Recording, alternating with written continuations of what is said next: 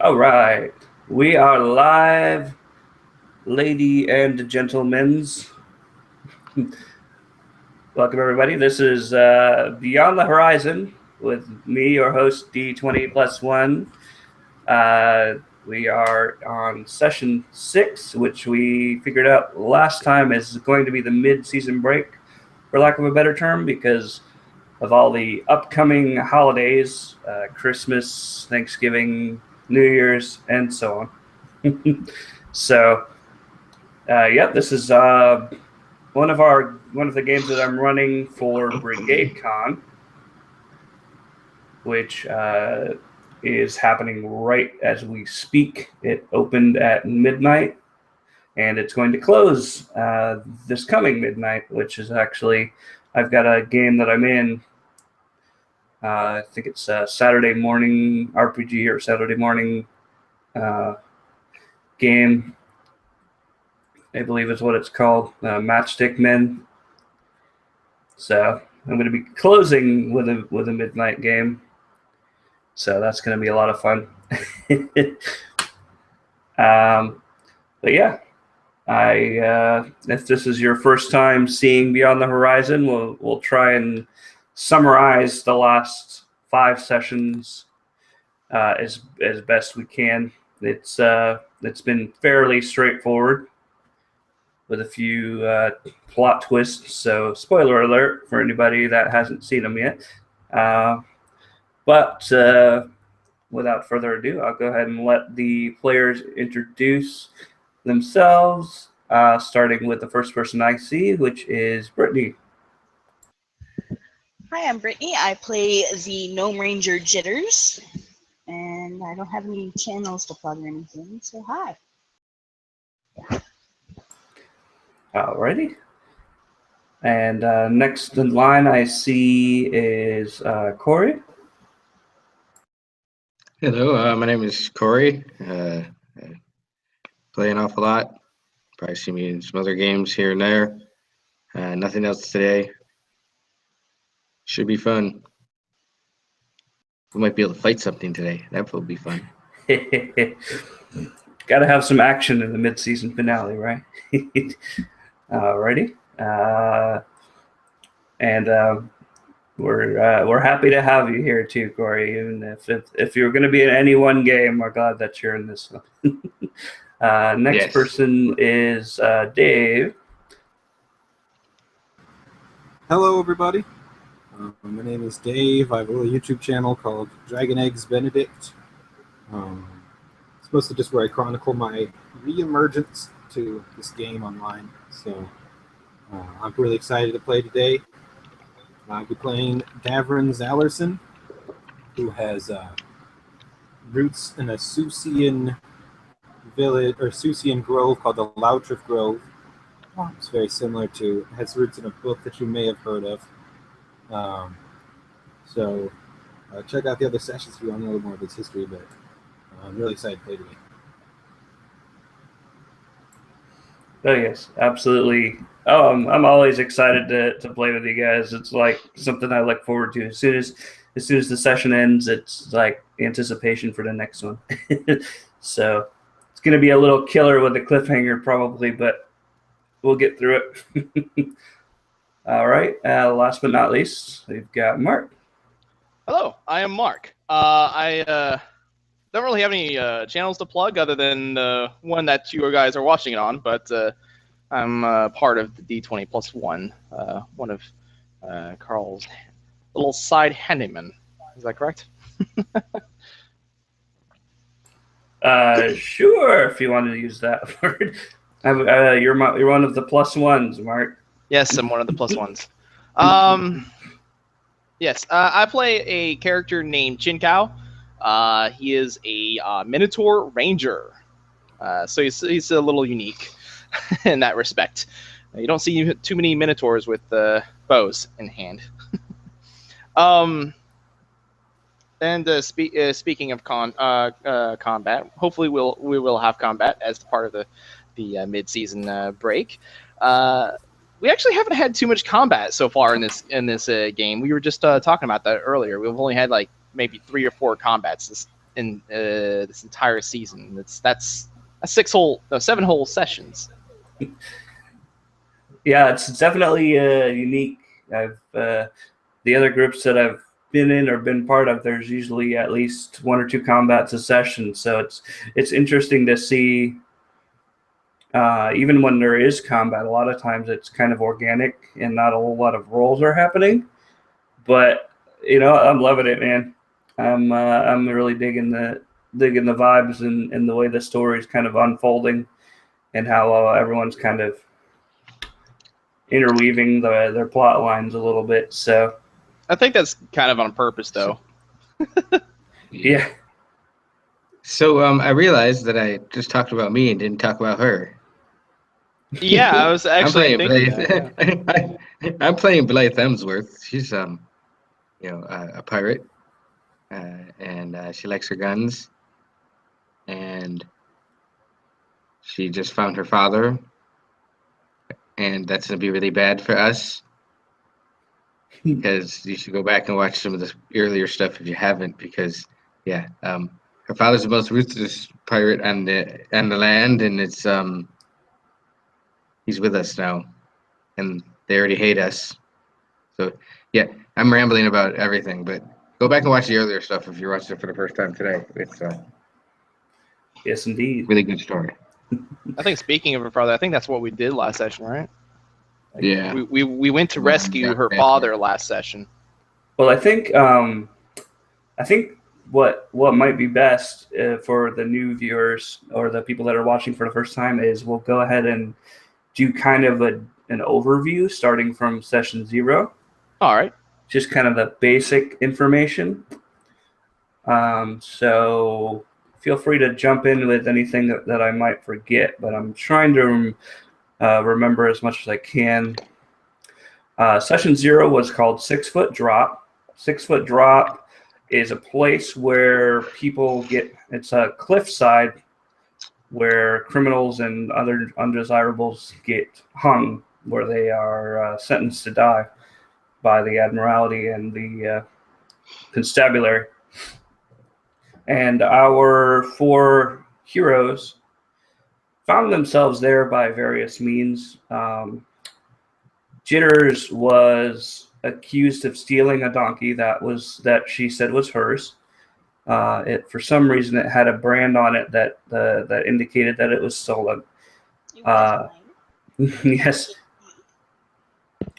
it was yours, but for some reason, the officer thought that it was stolen, and you were sentenced to die for this theft. Davrin, I believe, wandered into a barracks, and he was armed with his Snicker snack. And he ran into a soldier who said, "Hey, you can't be here with that." And the soldier asked if he could look at the ride. if he could look at his sword, and he thought that the 6 foot drop was like a slide or a bungee jump or something. Chen was there, I believe, because he was a Minotaur, and Minotaurs are kind of undesirable. There is a chat? Okay, yeah, let me check that out real quick.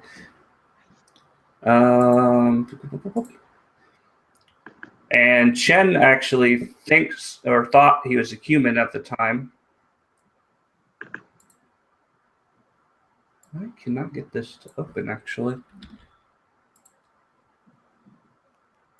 It's okay if you can't get it open. I'm watching the chat. So. Well, I gotcha. Cool. Yeah, let me know if anything pops up. Chen is a Minotaur, but he was originally a human who kind of stumbled upon this wizard in a bar and annoyed him with kind of calling him out on a lot of his stories that he seemed to be making up. And the wizard cursed him to look like a Minotaur, but to think that he was a human from his own point of view. And Blythe was left at a tavern after the crew of Cyrus's crew kind of basically ransacked the place. And then they turned tail and ran, leaving her to take the full blame for it.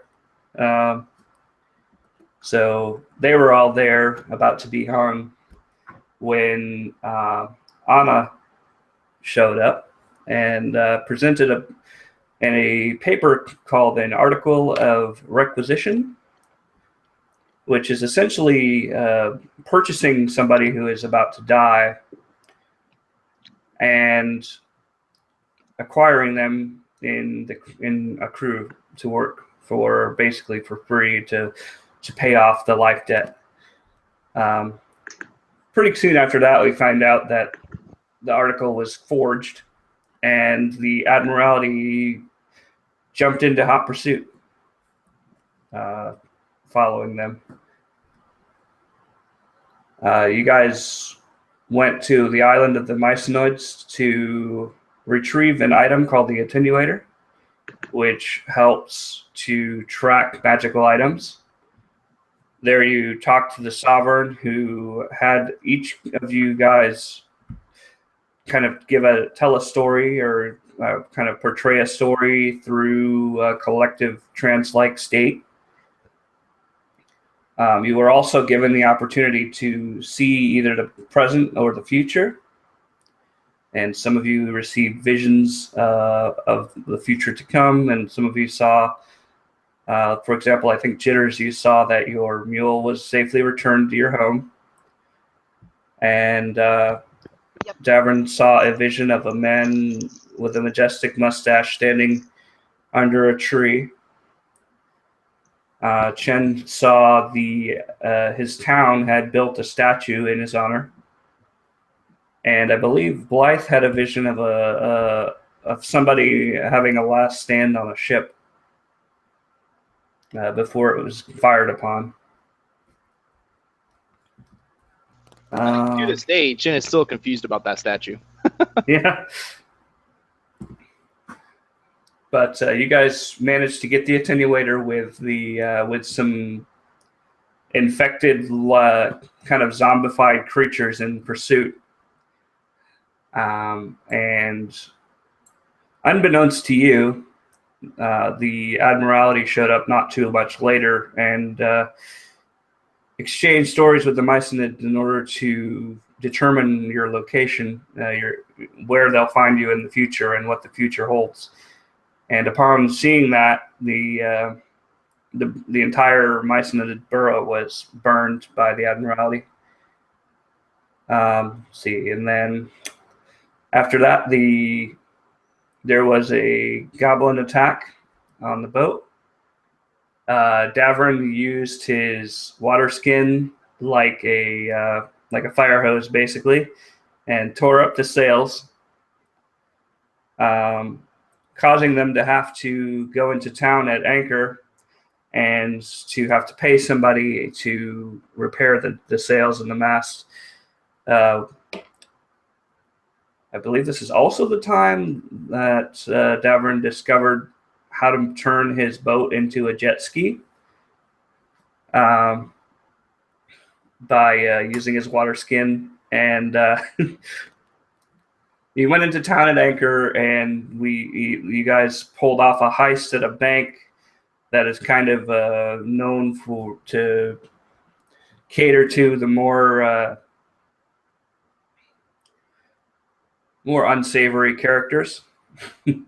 And we stole from Davern's brother, Damien Twiceroy. We stole from Damien Twiceroy, who is basically the sworn enemy of Davern, who destroyed Davern's home and the Zalor, and did all sorts of terrible things. Which, in stealing his money and pretending to be him, caught the attention of Damien, who also joined the pursuit.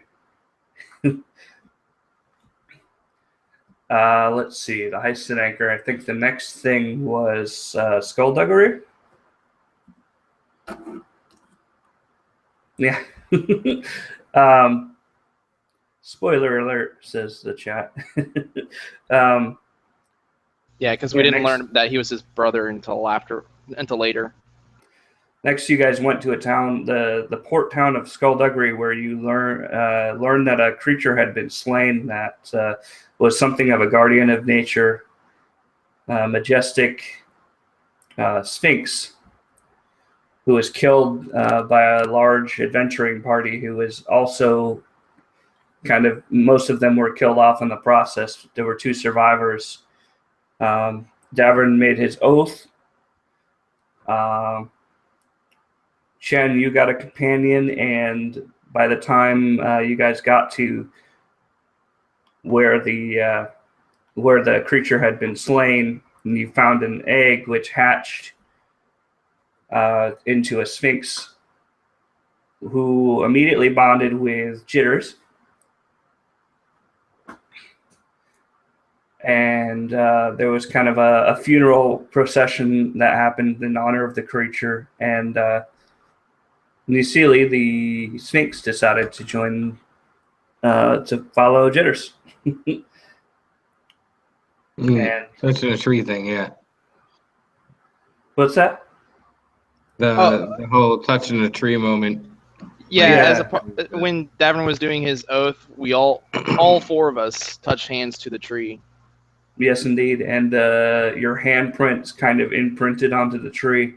And it's also worth mentioning that the 2 companions that we've seen so far have like white spots in their fur, or a different color fur that's kind of in the shape of the hand of the person it's bonded to. It's also worth noting that Davrin prayed for something to happen, and the only response he got was silence. He didn't see it, but the audience saw it from the perspective of the camera, that there was a single paw print in the dirt, which wasn't there before. Let's see, a lot of magic items were acquired through various times. And in the last session, we learned that Cyrus, the virus, who's an infamous pirate, was to be hung at Redwater Bay, which is another infamous execution spot known mostly for its brutal beheadings and things of that nature. So, reluctantly, I would say, everybody kind of agreed that he needed to be saved, and they pushed forward. And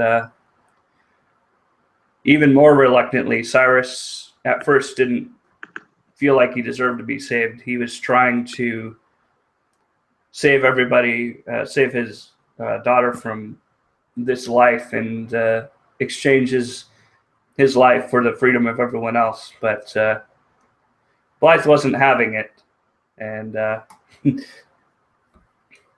rather crazy escape ensued. I think some people got bowled over like bowling pins at one point, and I think there was an explosion. There were Yeah, definitely some something shenanigans. There were definitely some shenanigans going on there. Yeah, there was a lot of living cannonballs rolling around and exploding and causing mayhem. Oh yeah, the confessional. But now that that info dump is all over and done with. Oh, and we have my father, and the Admiralty wants him, and now us, and it's gonna, let's see how this turns out. It's even worse so than before. And the last thing that happened in that session was Davrin found an oak leaf in his room, and when he touched it, he was kind of pulled out of body into this extra-dimensional plane where he was confronted by Damien, who revealed that they were actually brothers, and that he was coming for them, that he was going to destroy everything that was beautiful in the world. So that's So beautiful. that moment has just happened, Davrin. You're back. Like it's like when you have that dream where you're falling and you wake up, like that shock to your system. But you're back in your room, and the oak leaf smolders and catches on fire, and then That's it's just. I'm sorry. That's actually what pulls Davrin out of it. The feeling of the heat on his hand. He's like,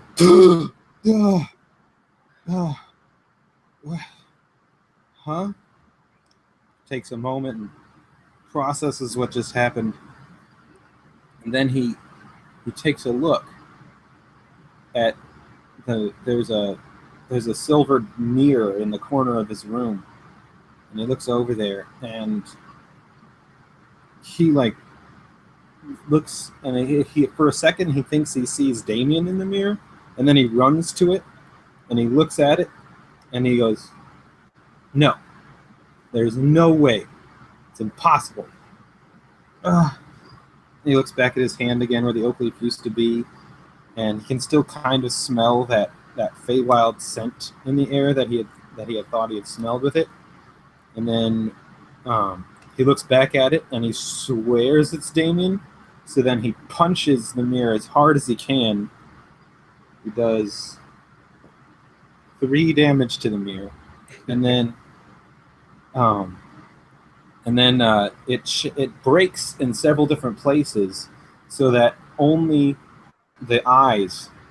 There's 7 pairs of eyes instead of just one looking back at him, and there's a pure unadulterated rage in them. And he's taken aback for a second, and he goes, "No, there's no way." And he puts a cloth over the mirror, and shakes his head, and he goes out he goes up to the top side and looks around. Okay. Who's the first person that you see? I would assume it'd be Chen, because that's where Chen sleeps. Yeah, what time of day is this? Like, how long after getting Cyrus is this? For Davrin, it's been about 10 minutes. For the rest of you, it's been 1.5 weeks. Whoa. Oh, Okay, can it be nighttime? Because that'd be a great way to start this off. Absolutely. Jenny can be snoring right at this second. Awesome.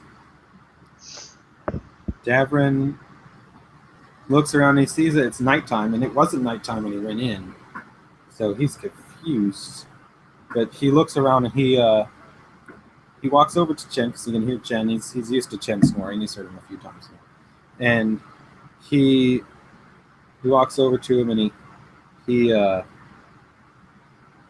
thinks of jostling him and waking him up, and then he doesn't.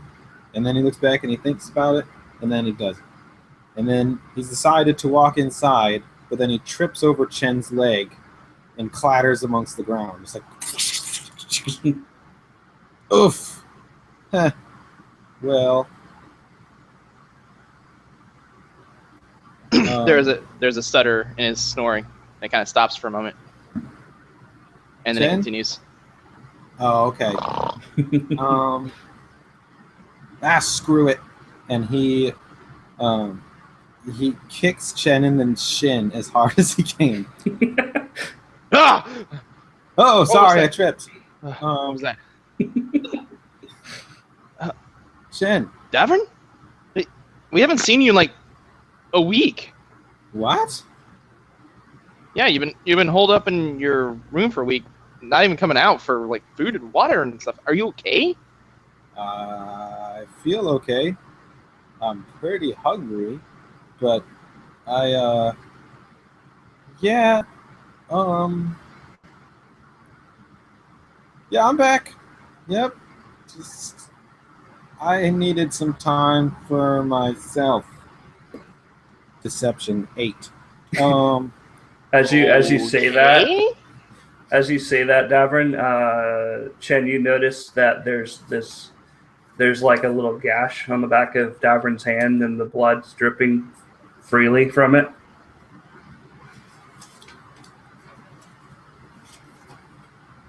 I rolled an 8 on insight to see if he was hiding anything, so he didn't notice. He goes, okay. In that case, you need to go and get some grub in your system, man. You've been. I'm sure you're quite starving. Haven't been holed up in your room for a whole week. Yeah, I'm pretty. And he takes a swig from his water skin. And when he does that, he does realize the gash on his hand is bleeding. He's like, oh, when did that happen? So Hey, do you want me to take a look at that? Yeah, I guess. He shows Chen his wound. Pulls out I don't know, something, a linen cloth to wrap around your hand. I'll just do a medicine check. 14.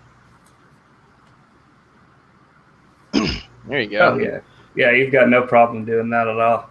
It's a pretty basic procedure.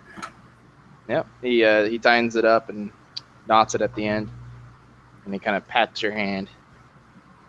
Feel better, man. Yeah, I don't know if that's going to happen, but I'll definitely get more healthy. And then he walks into the dining area where the mess hall of the ship. All right. And who do you see in the dining hall? It's late, so I assume Jane's in there because he's usually in there. Yeah, he's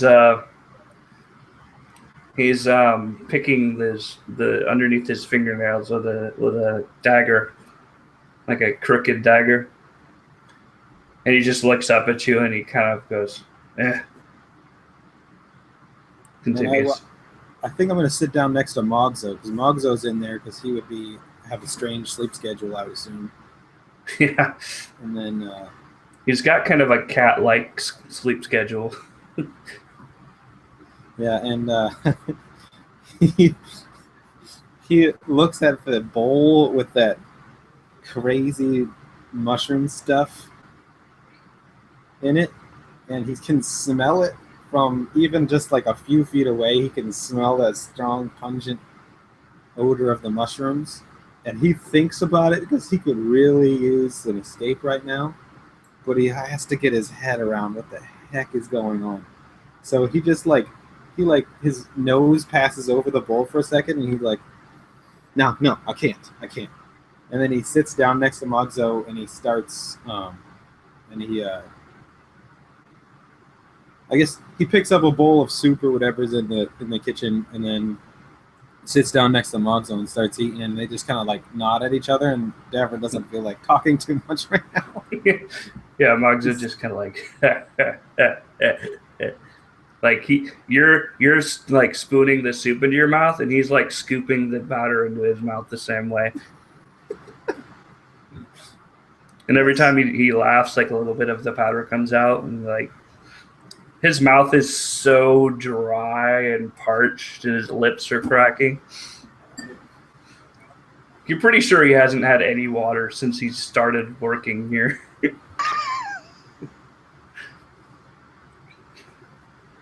He just kind of looks at you and goes, "Good soup." Yeah.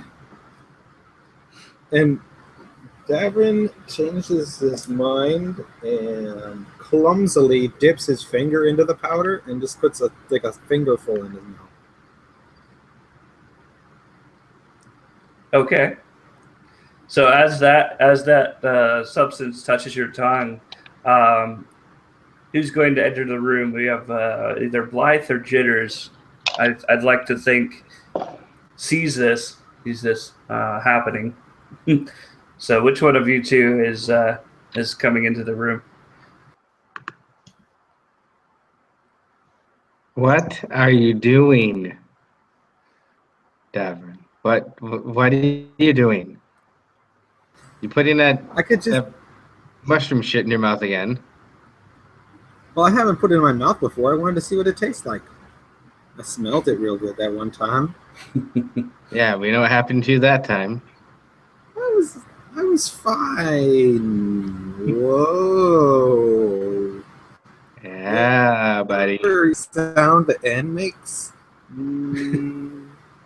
That's pretty cool. The galley, the mess hall, like the wooden walls seem to stretch into infinity, like, and it does that. It's that whole camera trick where the background gets really, really big, but the foreground stays the same. Like Jaws? Yeah. And Magzo like looks like a totally different person right now to you. Oh, great. So he's like terrifying, probably. I imagine Magzo at this point has dreadlocks, and the dreadlocks are like turning into snakes. Oh, Jesus. And Davrin looks at it, and he rolled a 20 on his freaking check. So he decides that the snakes are beautiful.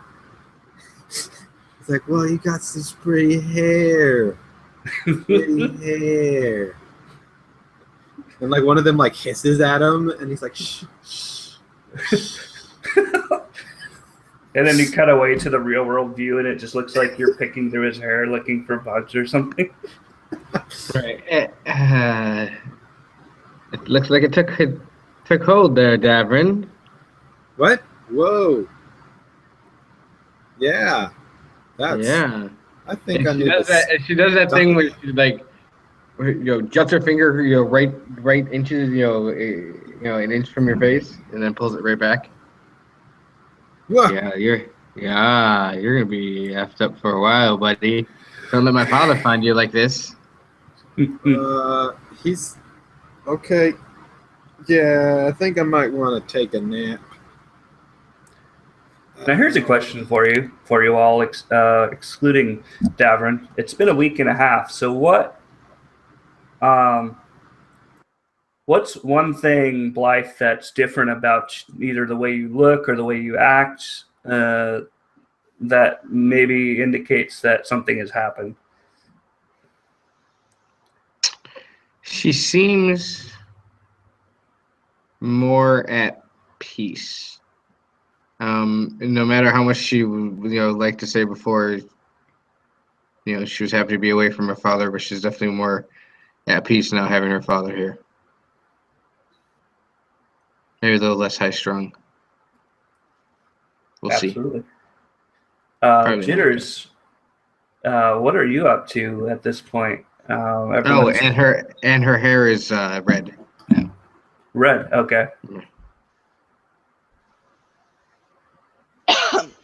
Sorry. What time of night is it? It's probably close to midnight. There's a pretty full moon out. It's definitely no sign of any coming daylight. Has anything like big happened to us in the week that he's missed, or has it just kind of been sailing the entire time? That I will leave up to you guys, because as the audience, we have no idea what's happened in this last 9 days. So if you want to have like a battle wound, or like if you want to have whatever, that kind of thing is perfectly fine.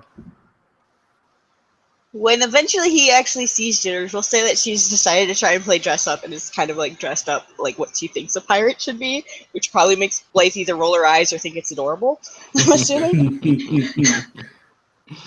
And I'm assuming the Sealy's gotten quite a bit bigger. Yeah. To definitely, I think I said large cat before. Mm-hmm. This is more like a medium breed sized dog. Okay. At this point, so she's almost formidable at this point. What's that? We could bring her with us now, probably. Yeah, she's definitely grown a lot.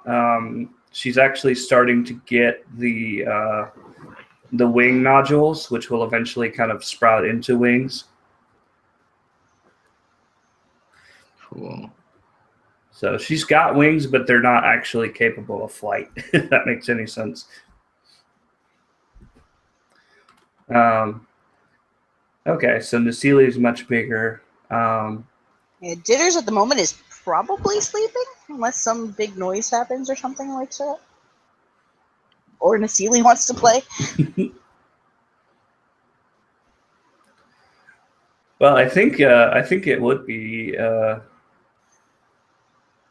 It would probably be a shout from the crow's nest from the top of the ship, saying, or actually the sound of like an alarm bell ringing, like somebody's jangling the bell that's up on the crow's nest, and you hear, "Pirates! Pirates, tow off the starboard bow! All hands!"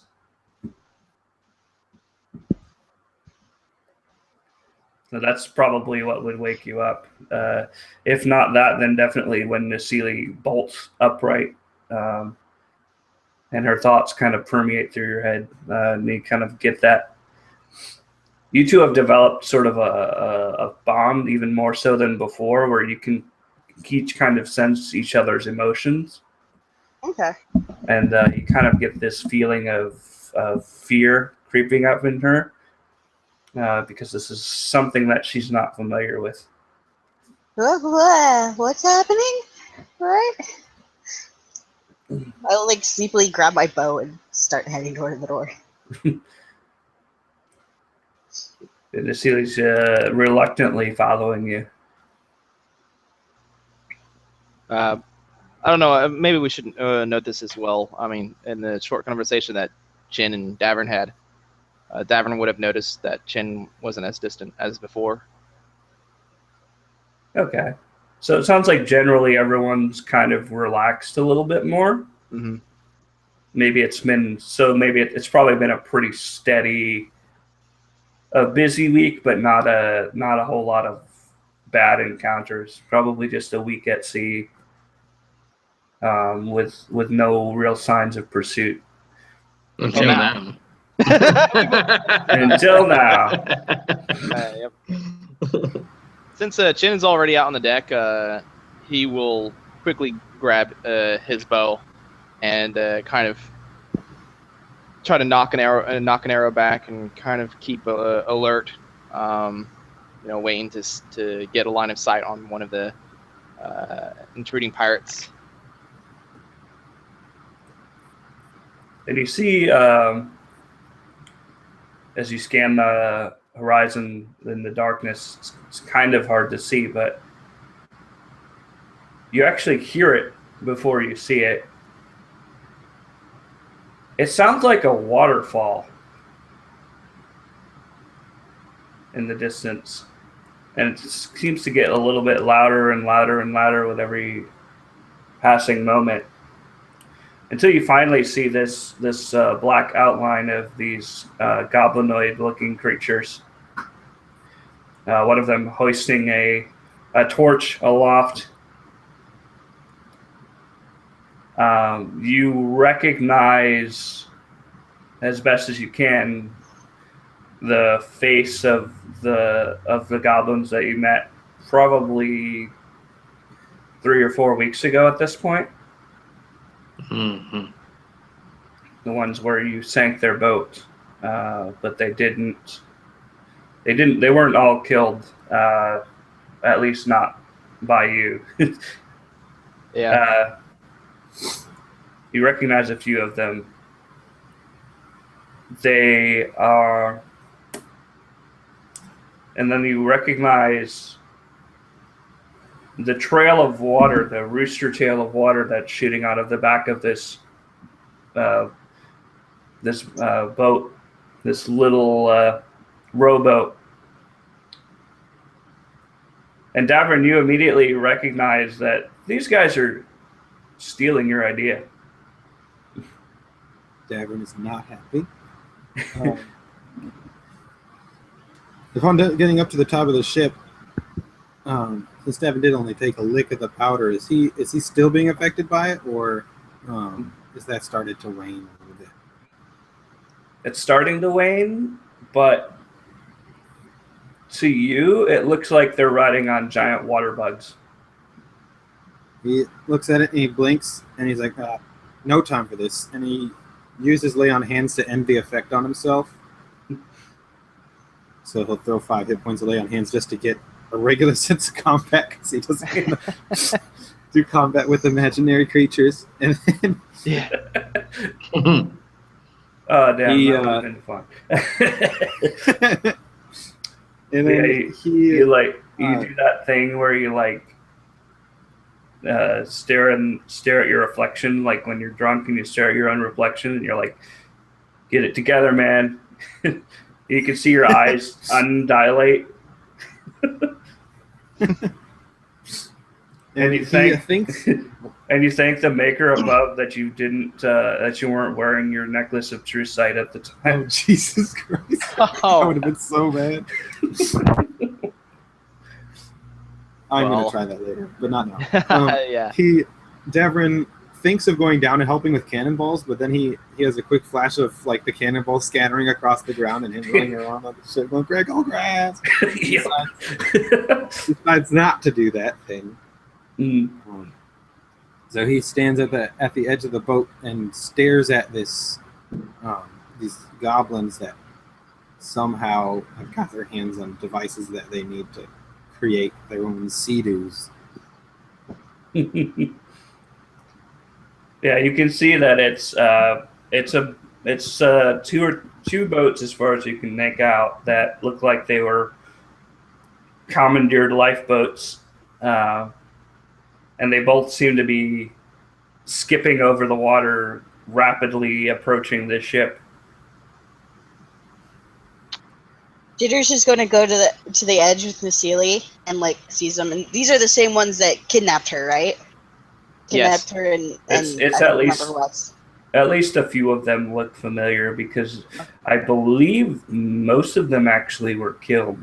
Yeah, I think we only let like one get away or something. Their leader got away. Okay.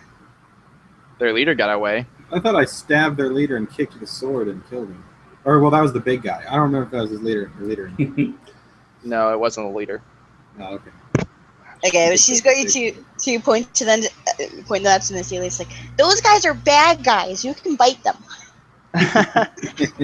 Can Chin take this time to yell out, halt! Don't come any closer unless you want to get an arrow to the face. I don't like using this, but I will if I have to protect my friends. And the goblin at the lead points his torch forward and goes, Leroy! He will take that to mean that they are going to let go of his arrow. So, yeah. And by that, I mean shoot the arrow. Mm-hmm. Yeah, he's definitely not. They don't show any sign of stopping. In fact, they if anything, they're accelerating even more. And by the way, I didn't say this, or I should have said this. I was going to go ahead and take the 5-point penalty to my hit roll, and I rolled a 16 to hit. Okay. Does that hit? Let me see. Yes, it does. All right. Which one are you? I'm sorry. Go ahead. I was just gonna say, are you aiming at the one that was yelling? Yes.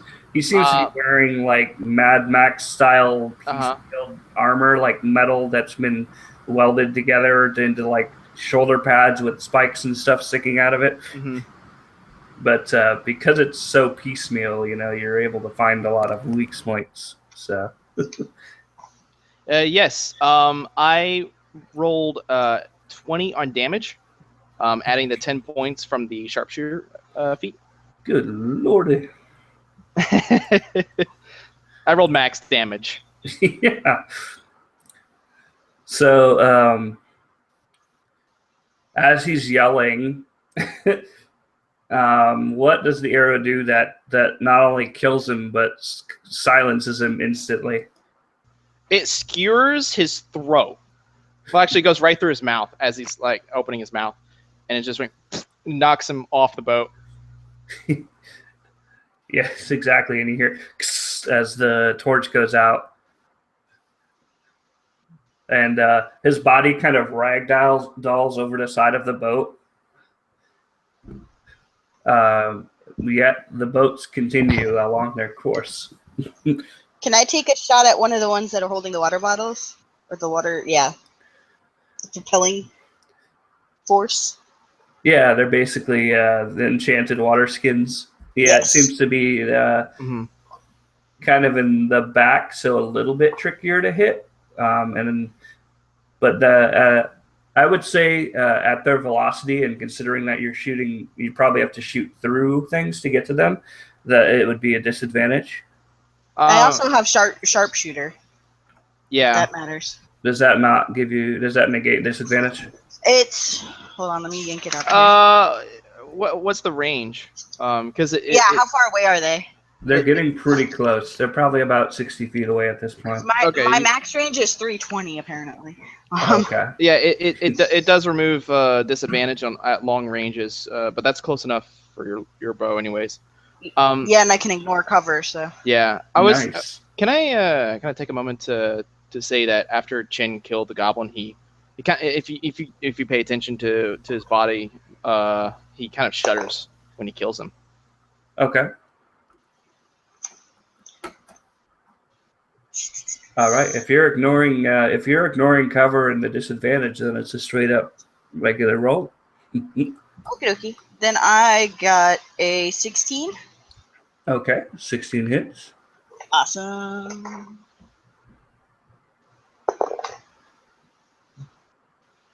Seven damage. 7 damage. Alrighty. Let me just do some math.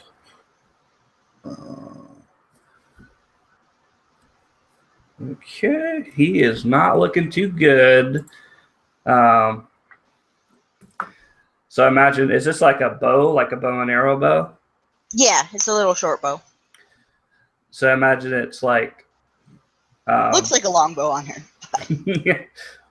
It's like 300 style bullet time where you can see the bow like wobbling in slow motion as the goblins are moving, like it goes through this parting sea of goblins and kind of nicks this thing's neck, like just leaves a nice little slash right there. And you hear the thing go and it just kind of redoubles and slumps over, but it still seems to be alive. And I'll actually give Davern and Blythe an opportunity as well. Basically, at this point, every passing second, they're getting ever closer. Okay, so the second one of them, Blythe is going to say there's cannons on that side of the ship, right? Yes. Okay, so she's gonna load up one of the special cannonballs and shoot it at the second one of the ships. Okay. And be thinking of a dragon when she shoots the cannonball. Nice. Alrighty. So it's just like a standard attack roll, basically, because I don't have stats for the cannons yet. That's a natural 20, my friend. That's a good way to start this off for me. Nice. You go to grab the cannonball in the night. You don't realize that this thing is bright red, this cannonball, until you load it. Until you load it in, you can kind of see that it's a different color. So, which one how are you firing this? You said that they're smaller cannon. Smaller cannons, if I remember correctly. I kind of just kneel down and I pack the cannonball in, not noticing, like you say, and and I aim at the second boat, and I shoot directly at the boat, right at where the boat captain person is in the middle. Okay. And yeah, like I said, I know what kind of cannonball this is, so I'm thinking of a dragon. Once I shoot it up, and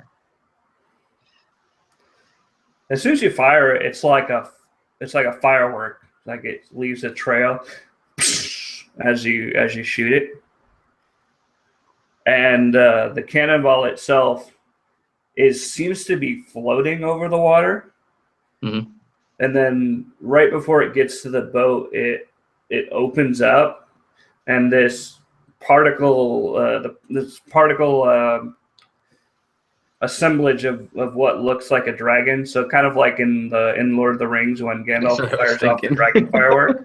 That's exactly how I'm picturing this thing. Its wings open up, and it just it makes a pass over the boat, and it shoots this breath made out of like fireworks at the boat. So Beautiful.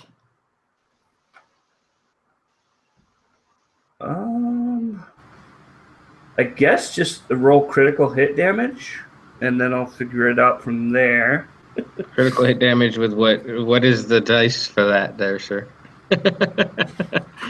for your cannonballs. Let's see. A critical would be 2 damage dice. So let's say 2d10. Yeah, I can't remember if Okay. they're 2d10 or 2d12 for crit damage. Well, it depends on what it is. So then I would roll 4d10 then, because we're going to double that, right? Yes. Okay.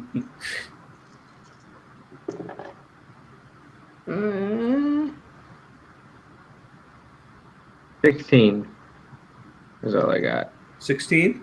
Mm-hmm. Got screwed on 2 of the dice. The front half of the boat explodes, and the back half kind of catapults the goblins forward. At least half of them are dead. You can just there's no way they survived that explosion. However, the other half are righting themselves, and they seem to be taking advantage of this propelling motion that they have.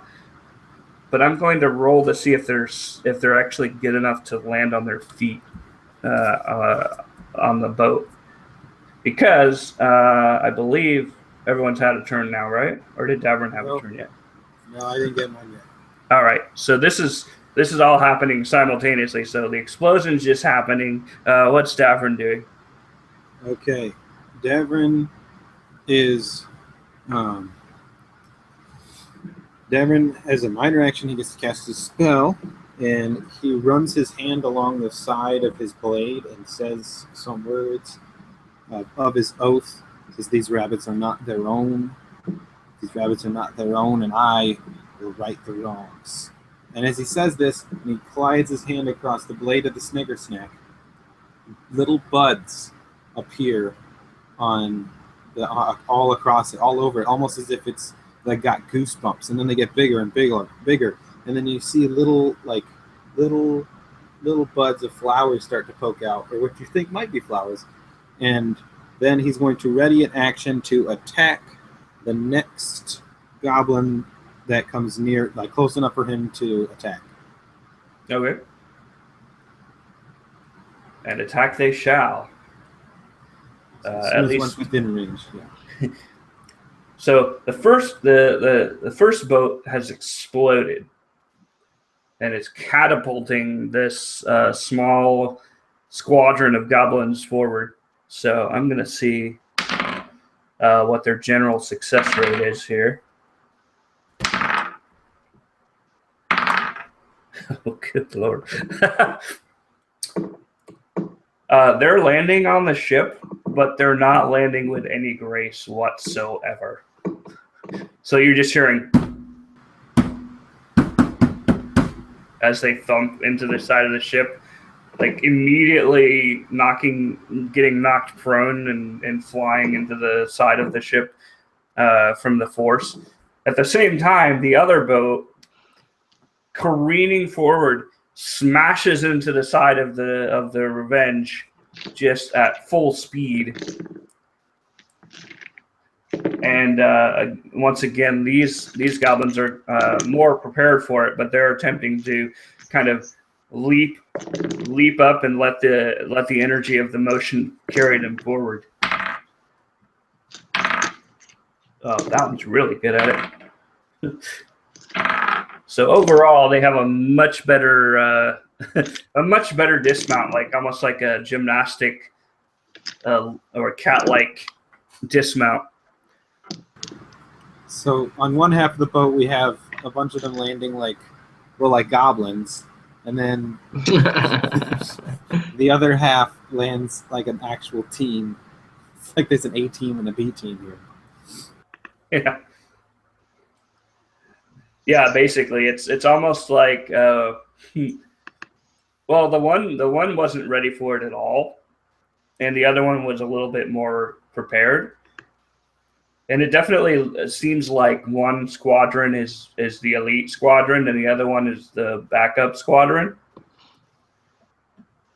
And it's kind of hard to distinguish how many there are in the darkness, but it seems to be a pretty fair amount, and they're all kind of decked out in different things. You see that there's a few of them are wielding daggers. One of them's got a bow. One of them's carrying like a bandolier of flasks. And a couple of them have these really wide-snouted blunderbuss weapons readied at the sides. So yeah, it's basically it's divided from the front to the back. So from the forward to the aft. So basically divided right in the middle. These two squadrons are. Now there's more to the aft than to the front because a lot of them died in the explosion. But with that, I think we should roll some initiative. I was going to say, did anyone happen to land close enough for Davern to make a swipe? Or? Let me see. Let me just do a straight D20 check and see what fate says. So higher is better for you, Davern. Yes, they do. You actually you watched them coming, so you're able to kind of position yourself almost like you're gonna hit back a tennis ball. Okay. So absolutely, if you want to trigger that action before you roll initiative, that works for me. Excellent. Okay, that's a 17 to hit. And that's a hit. Okay. That would be 8 damage. And then as he strikes them with his sword, or the Sicker Snack sword, all the little buds explode into a cluster of tendril-like vines that just shoot out of the weapon and envelop the unfortunate goblin that he struck. Each one of them is a deep purple with a thorns that are like a dark blue that kind of fit to an electric blue with just the tip of them. He has to make a strength check with a DC of 14. Okay.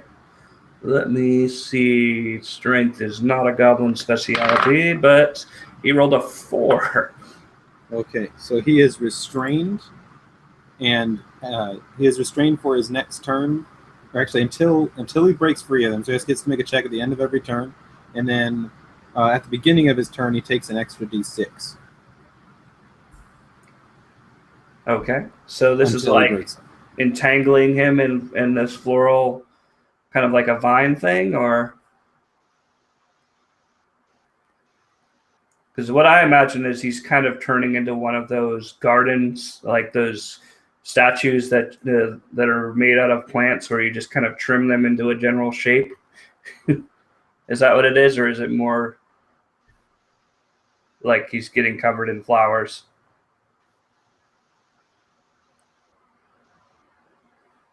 Oh, you muted, Dave. You're muted, Dave, if you're trying to talk to us. Gosh darn it. Okay.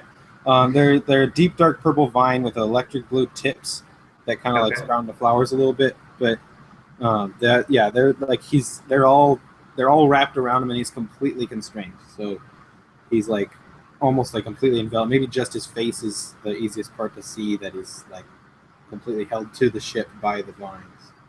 So, what did you reskin there? That one actually wasn't much reskinning at all because it's already a nature spell.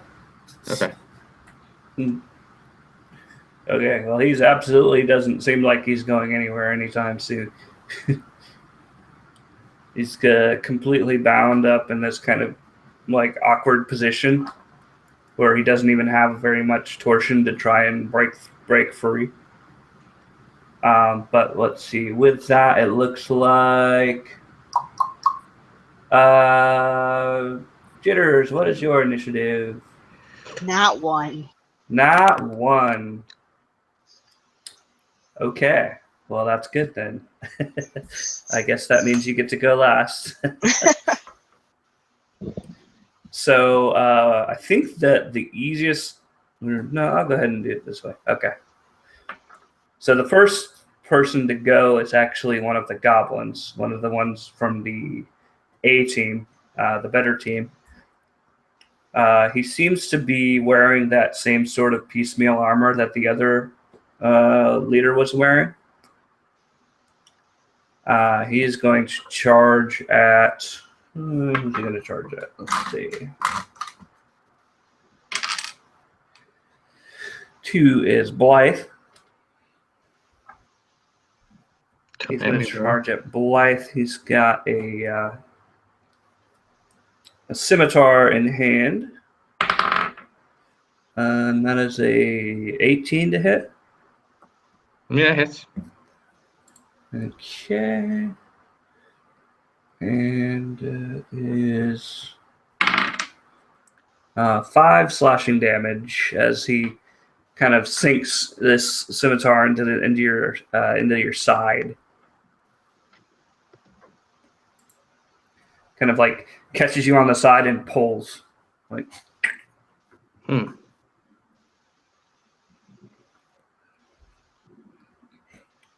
he's kind of staring at you with as if he's recognizes you, like he's got a personal vendetta against you and the crew.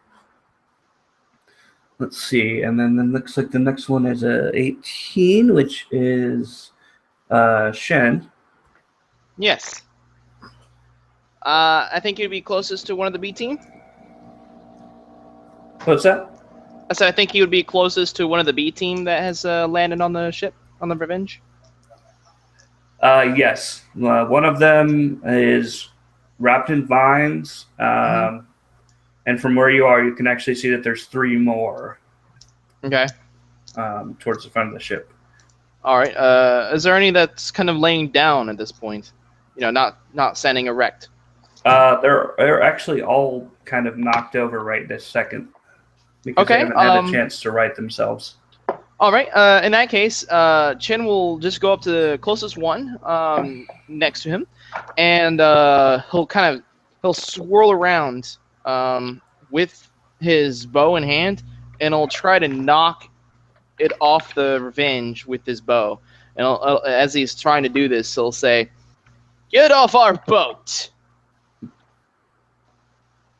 And let's see, what kind of modifiers should I add to this roll? I think this is either an unarmed attack, because you're just hitting with a bow, right, or an improvised weapon attack. Yeah, I can just make I can add like athletics athletics to this check just to kind of try to make it happen and not actually do any damage to him. Okay, so more like a strength or dexterity contest. Yeah. Yeah. I rolled a 10 for athletics. Okay, and he rolled. Let's see, what are athletics is strength based, so he rolled a 10 as well. Nice. So you guys are like you're trying to push him with your bow. He grabs your bow on the other end, and you're kind of like pushing back and forth. A bit of a stalemate. Is there anything else All that I right. can do? Can he call for his panther?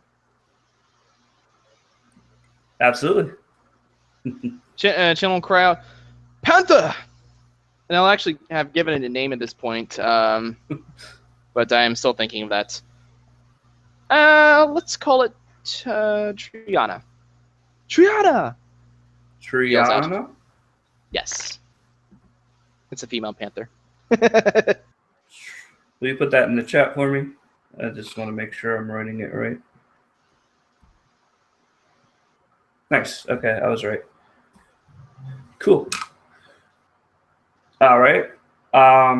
Your panther will join the fray on your next round, and the next time that you get a turn. All right. Because it's basically taking this turn to move from where it is below decks to above decks. But you can definitely hear the sound of feet, like cat feet, scuffling up the steps. Okay. So we got a 12 and a 14, so 2 more of the goblins get to go.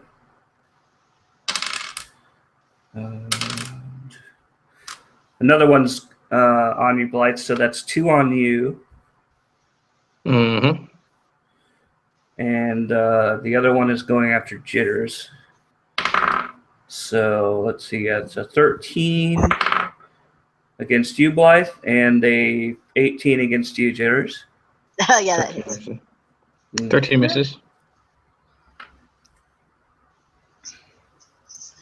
All right, Jitters. This one has a dagger, so it's going to try and sink a dagger into you. Okay. Okay. Just trying to keep track of all this information. That is 2 piercing damage, and I need you to make a Constitution saving throw. Con. What's my con? It's a whole 12. A 12. Let's see. What did I? A 12 is enough. You can feel the familiar burning sensation of poison in the blade. But it's aside from that feeling, it doesn't take hold. Okay. So still just the 2 piercing damage? Yep, just the piercing damage. You are not poisoned. Okay. Okay, and next up looks like we are at the life. All right, so I have 2 of them in my face, right? Yeah, they're kind of flanking you.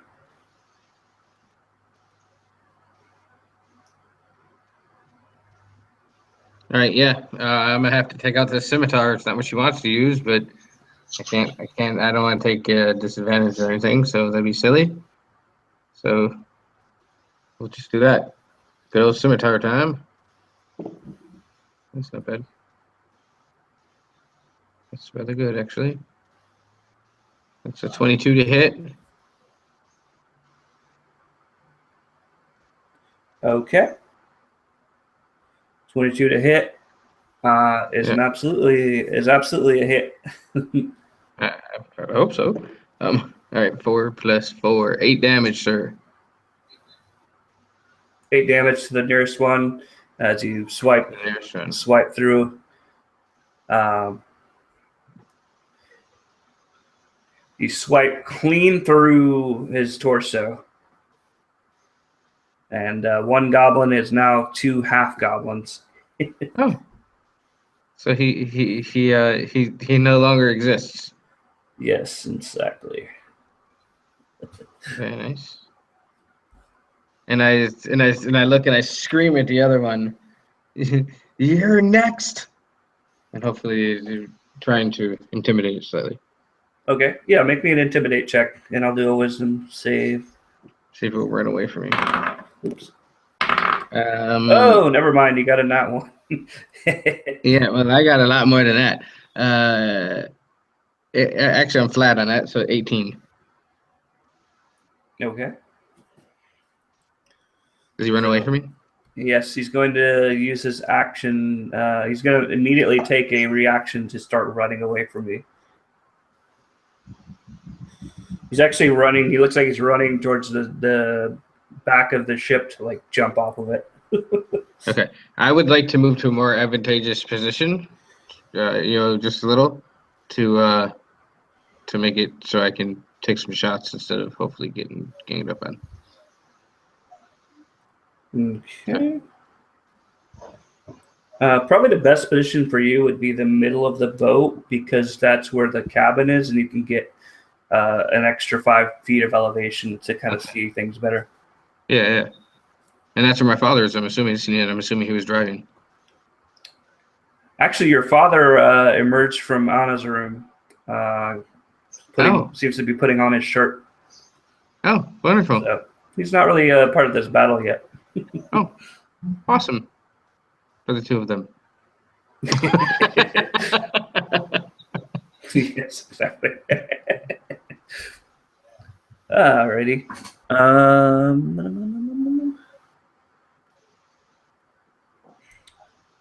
I love when my phone gives me alerts about games that I'm in right now. Okay. Alrighty. So looks like we are down to Davrin. Is that correct? Davrin and then Jitters? That one. So Davrin looks at the goblin writhing on the ground inside the vines. Is the goblin still alive, though, correct?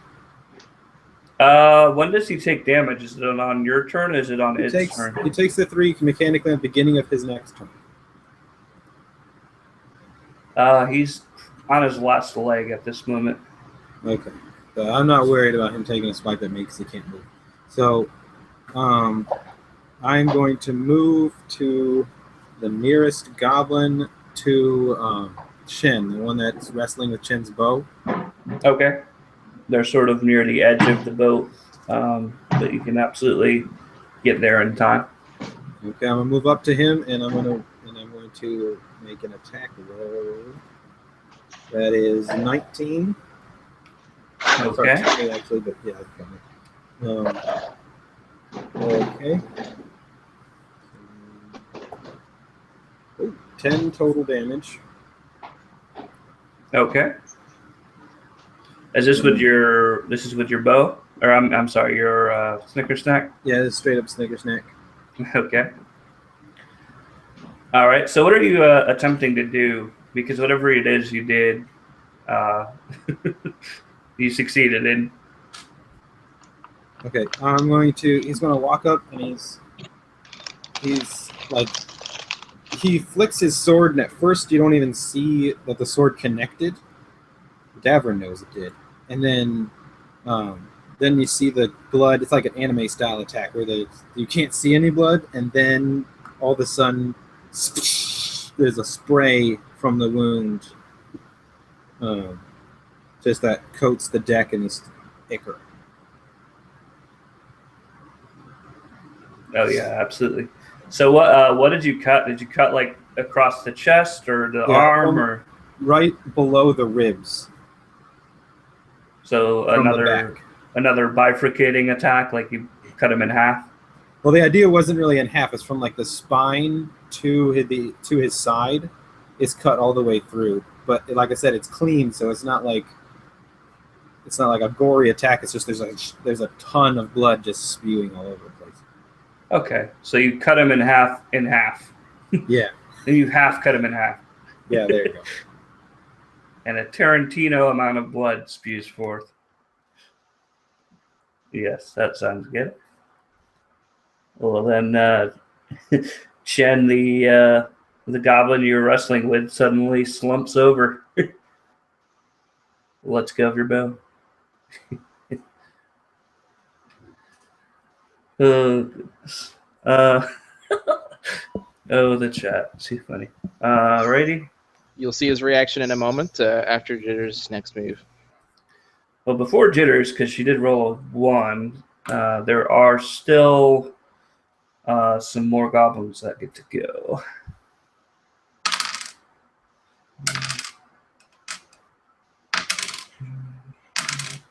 Wow, okay. That makes sense. The rest of the goblins that are aft are both going after Blythe and Jitters. So that's that's 2 more attacks.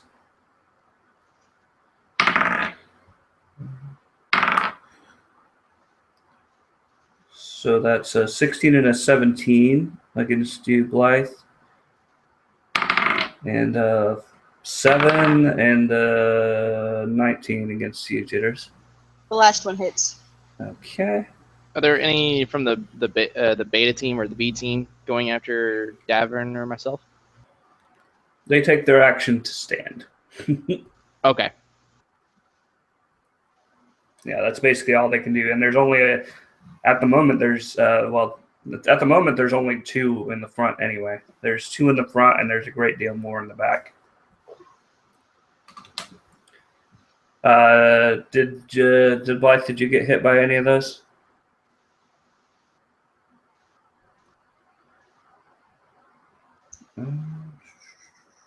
Yes. I was muted. Yes. Oh. Okay. 1 or She's both? 16. She's 16. 16. So I think that's 1. No, you said 16 and 17. So, okay, that's 2. Okay. Alrighty. One of them's got a dagger, and the other one's got a sword. The sword does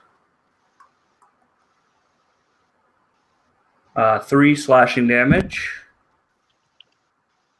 And the dagger does 4 piercing damage, and I need a Constitution saving throw from you. So 7 total. Yes. Mm-hmm. And a Constitution saving throw, huh? Mm-hmm. Wonderful.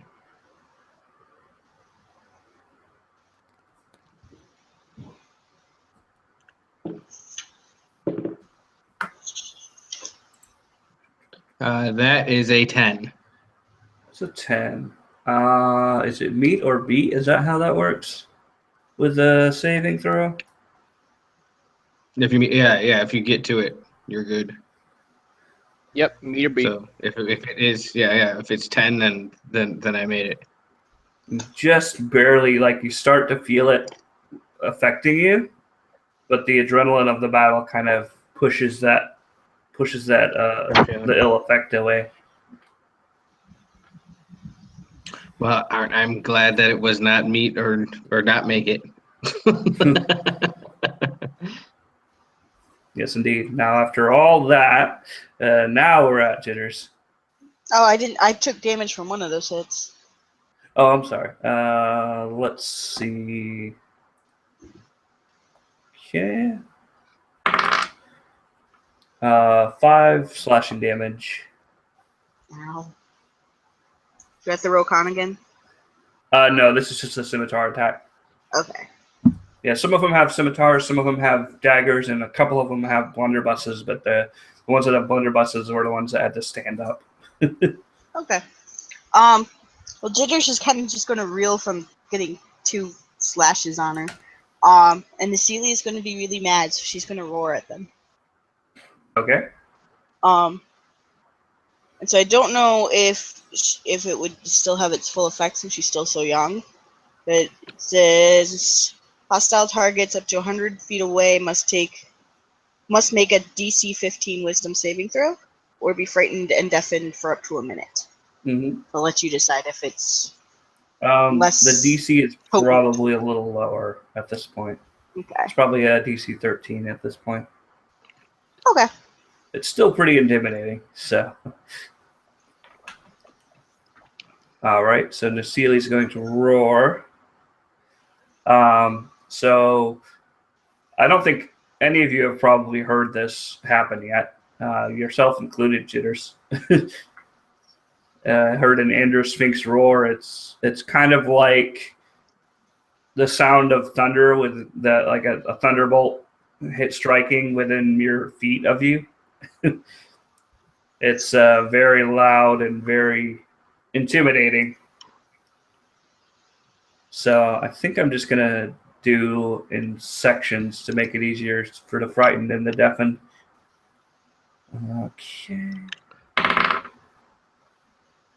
Alpha Squad's not frightened. Beta Squad, which is just the two of them, basically, is they're frightened and they are deafened. Oh, and Alpha Squad is deafened. So everyone's kind of like, you can see they're all holding their ears. And I imagine even for your allies, it's kind of like a shell shock moment where for a second there's just like, It's like, what the heck is that? We're not used to this. yeah, Very quick tinnitus moment. yeah. All right, well, that's my turn since I don't have an extra attack, so I can't actually do anything if she does. I rolled a 14 on Wisdom save just to see if that would affect Chin. I mean, it does say hostile creatures, but up to you guys. Yeah, it's kind of it's a targetable thing. It's not It's more because- of a roleplay moment because of what happened right in front of him. Mm-hmm. Okay. And I think we're finally back to the top of the rotation. There's a lot of creatures in this combat. Yeah, there is. Let's see, the one with the armor. I'm actually losing track with all this stuff. Okay. I'm just going to go ahead and let the two blunderbuss goblins have their go at Chen and Davrin. They point their blunderbusses at you both, and they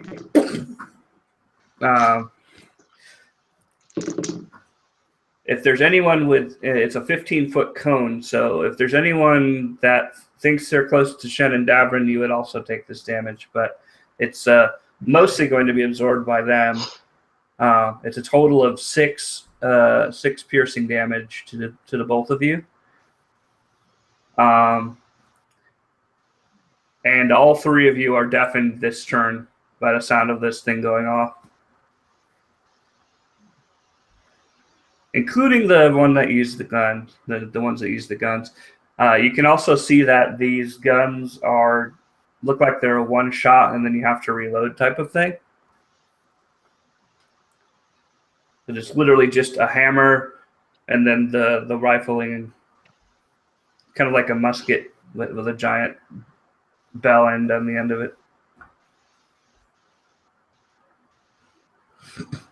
Okay. So Davern and I take 6 damage? Yes. Okay. These things basically like little shotguns. They don't miss and they do a specific amount of damage every time.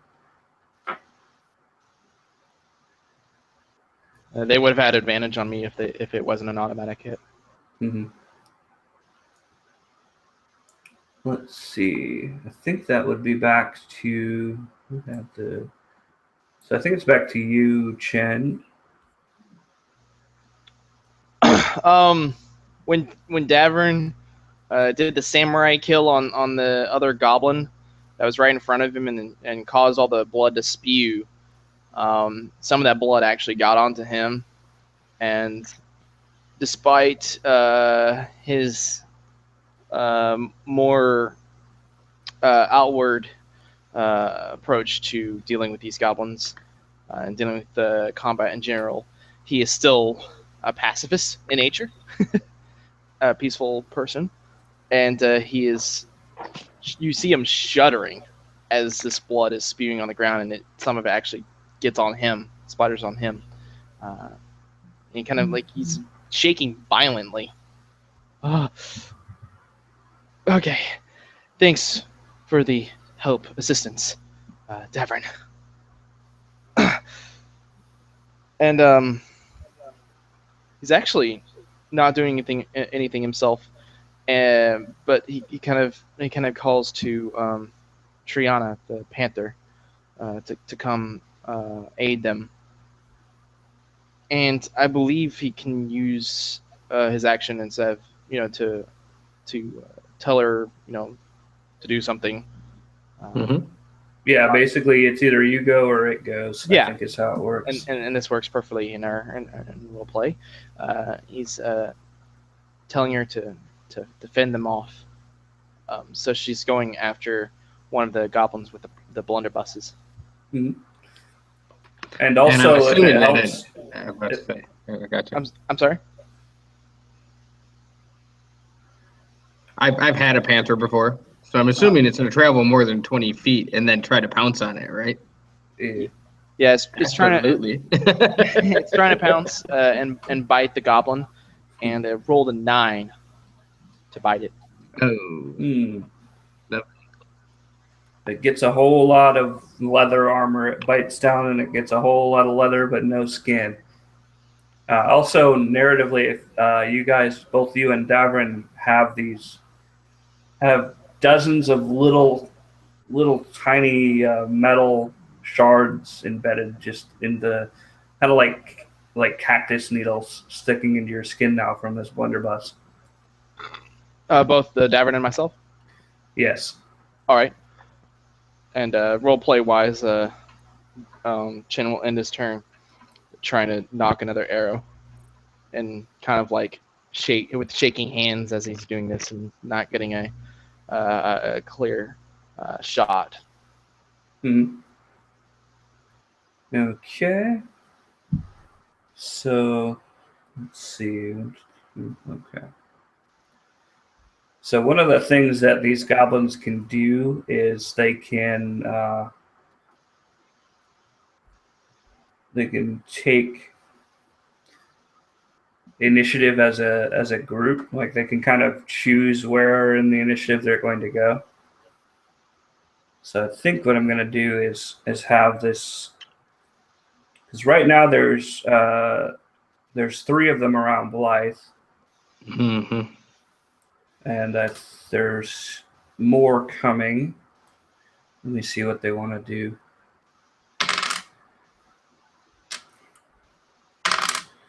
So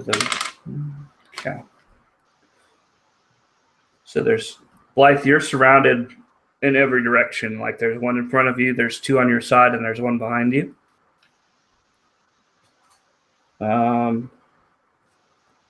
Jitters, you've got. I think you already had one on you, so there's now 2 on you. I had 3 altogether. You have 3 altogether? Hit by 1, and then 2 more came up, and only 1 managed to hit me. But I should have 3 on me unless they got frightened away by the roar. Ah, yes, the frightening. I should probably. No, they didn't get affected by it. The other people did. Okay. So, but they are like looking at each other and they're going, "I can't hear anything," and the other one goes, "What did you say?"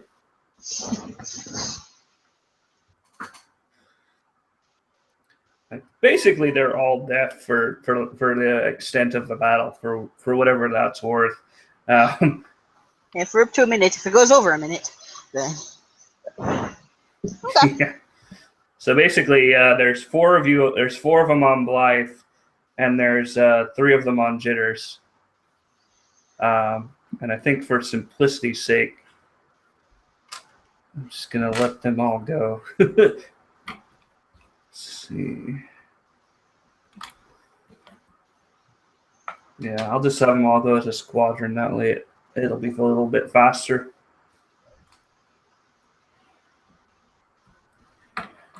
Okay, so Blythe, you're jolly well surrounded. Ooh. So there's one crit and at least one hit. Does a 16 hit you? Mm-hmm. Okay. I think Blythe is going to take some damage now. Yeah, I bet you Blake's gonna be laying on the ground.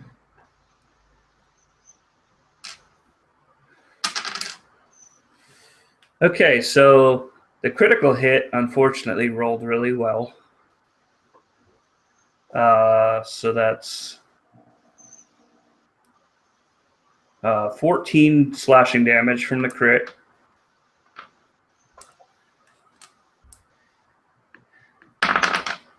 And 5 from the other hit. Mm-hmm. And then 3 more from the dagger. Slump on the ground. Damn. You're knocked out? Wow. Yeah. That is a lot of damage all on one person. Like I rolled who they would attack, and they're Oh, rolling kept to. attacking to me. Yeah. So that kind of makes sense, and not to mention every single one of them but one hit, even with their low hit modifier. Okay, jitters. It's not a good start. 16. 6 is a miss, and 5 is a miss. So One hit. one hit with the dagger for 4 damage, and I need a Constitution saving throw. Ooh, that is a 5. A 5. You said that was a 6 damage? 4 damage. 4 damage, okay. And you are now poisoned. What else poisoned? That is a good question. I need to. I've not successfully poisoned anyone before. Let's see. Hey Mark, do you have the DM screen in there? Because I think it tells you what poison does. Yes, I Alright, do. Do you want me to go grab it real quick? All right, I guys. can look it up. I got it here right now. Actually, it was just on the page just a second ago. Disadvantage. Poison. It's disadvantage on ability checks and Yeah. saving throws. That makes Yeah, sense. action rolls and ability. Yep. And action attack rolls and ability checks. Yeah, that's what I mean. Attack rolls and ability checks. Yep. Okay. Is there like a save ends or anything, or is it just? Nope. You need no. For the rest of your life. Okay, so this With this don't ever- particular poison, it lasts for 1 hour, unless you do something about it. This guy. Let's go. It's low level poison. It's these are minions. They get low level items. Okay. Did you already tell him? Yeah, what it does. Yeah, Corey had it ready. Oh, okay. So- According to the DM screen, it has poison creatures have disadvantage on attack rolls and ability Mhm. checks. So Thank you. the good news is all of the bad guys have gone. So whoever goes, let's see. It's supposed to be Blythe. But I think it would be Blythe. Yeah. So that's a death saving throw. Yay, this actually, is yeah, really you're right. fun. Yeah. Fuck. You're bleeding from a lot of different orifices right now. So your daddy comes out from having Are fun you- times to see her yeah. go down.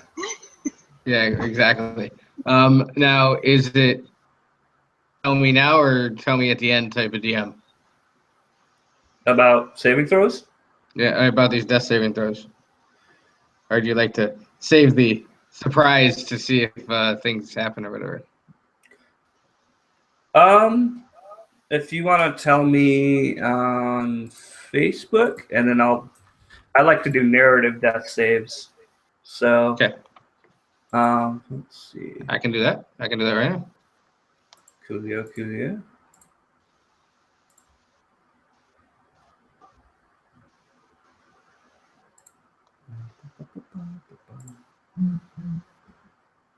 Alrighty.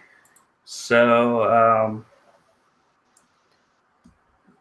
I like to think that a lot of the times during death saves, characters experience near-death experiences. For you, Blythe, it feels like you're floating in an ocean, but you can't see or hear anything around you. It feels like you're just in an ocean of darkness. Wonderful. And then I think that would be also for anyone who's near Blythe, there's a rather alarming pool of blood forming. I think it's Davern next.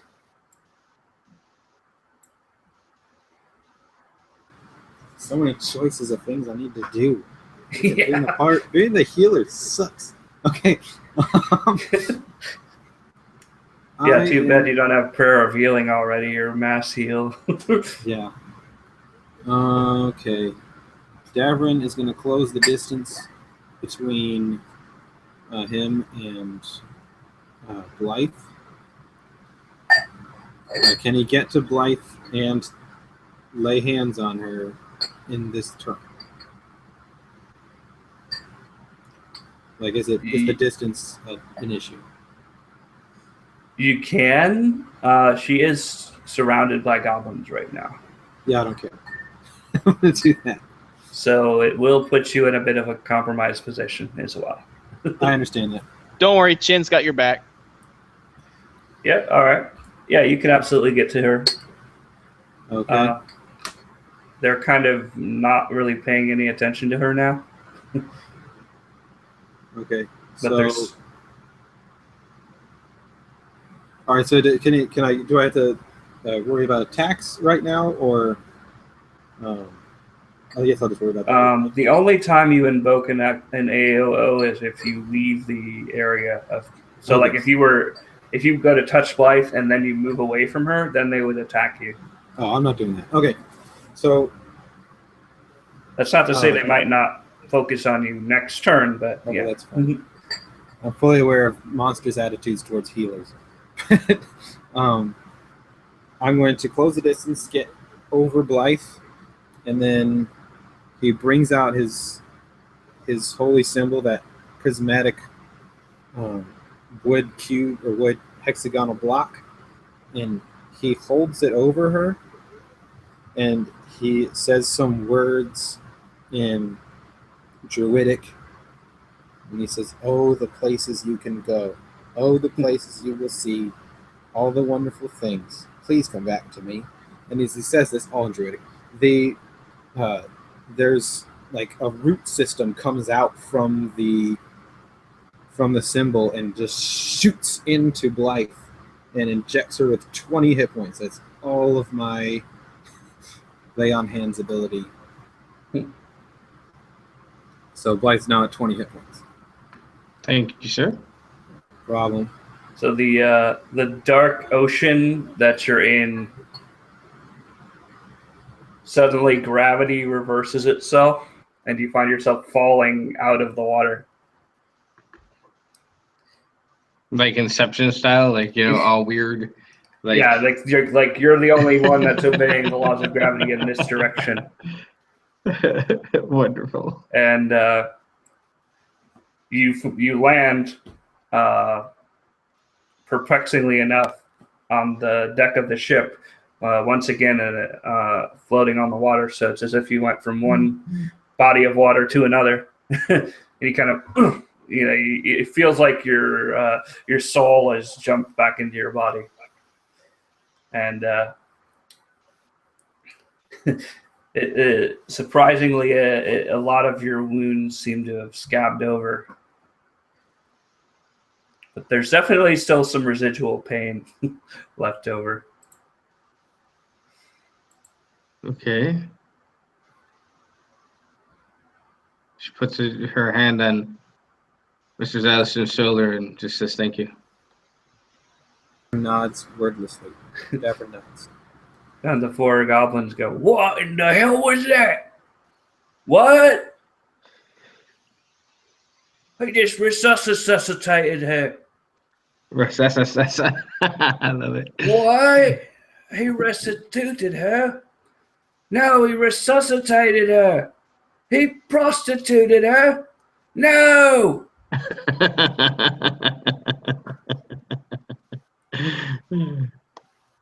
All right, Jitters, what are you up to? I think I'm not missing anyone. You're currently surrounded on three sides. Yeah, by Jitters enemies. isn't feeling good, so Nasili is probably going to come forward and claw whichever the last one that hit me was. Okay. And so do I still need to add my proficiency bonus to the stats I have for her, or did you do that already? Let And what you gave me. me see what I got here. It currently says she's got a +2 or +4 to hit for claw attacks. And my Beastmaster says I can add my proficiency bonus to attack rolls and damage rolls. Let me see. I just don't know if you did work that in already. No, I didn't add any of the Beastmaster stuff in, so Okay. yeah, I don't know any of those rules. So yeah, if those aren't added in yet. Okay, so she's gonna do a multi-attack, so 2 claw attacks. Would that have to be at the same person, or could she swipe at one and swipe at another one? The way they are right now, she could probably go hit 2 at the same time because they're kind of bunched together. They're within. If you were looking at a battle board, they're adjacent to each other, so they're like 5 feet away from each other. Okay, so she's gonna swipe at 2 of them then. Okay. So I rolled twice then, right? Yeah. Mm-hmm. That's a 20 altogether. And that one's a 10. Okay. The 20 hits. The 10 does not.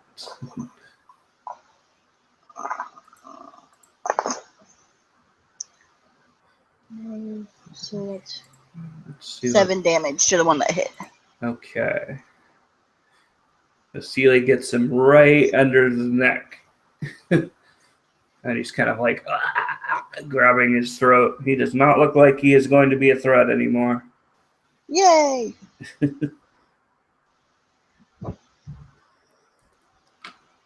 You feel a primal, like a rush, like an animalistic urge, thirst for blood from your companion. But at the same time, kind of a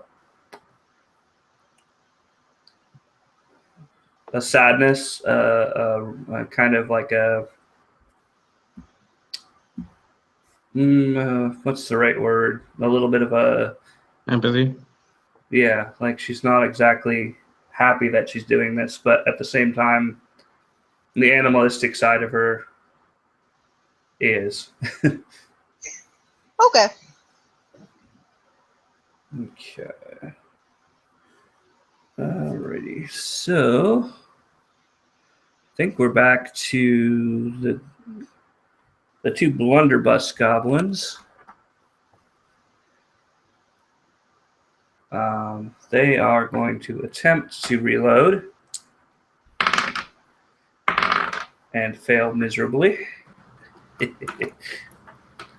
So, like Revolutionary War style, they're pouring shot in there and gunpowder, and they're trying to ram the gunpowder down. And just in the panic of the situation, they go to fire, and it just misfires.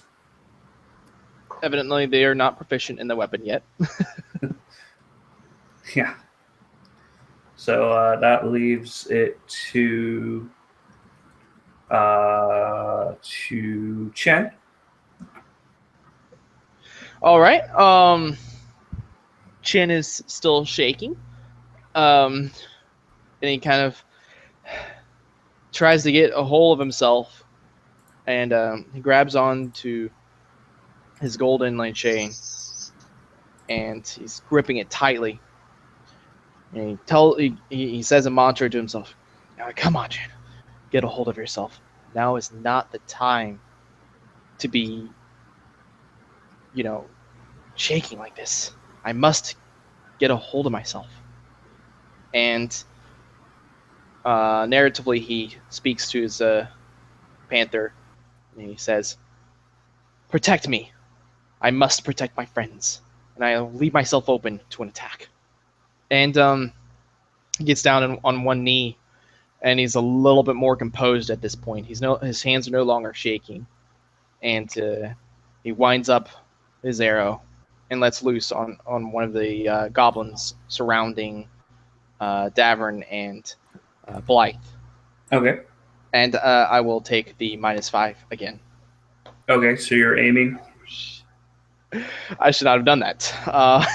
3. Oh, well, I don't think it would have hit anyway. Probably not. That would have been an 8 otherwise. So he evidently his mantra was not good enough. He still had some shaking hands. And nicked the arrow too high. Yeah, over their heads and the fell aimlessly. the rocking of the boat is kind of throwing you off. Yes. It just goes really wide, and you can hear it splash into the water.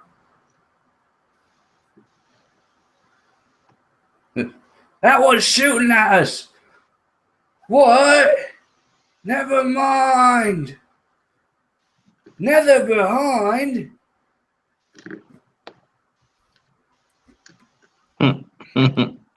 Okay. So, Blythe and Davrin, I'm going to go ahead and do a split and see how the 4 goblins are going to split their workload here. Let's see. So, okay. Looks like they're going to focus more on Davrin than Blythe.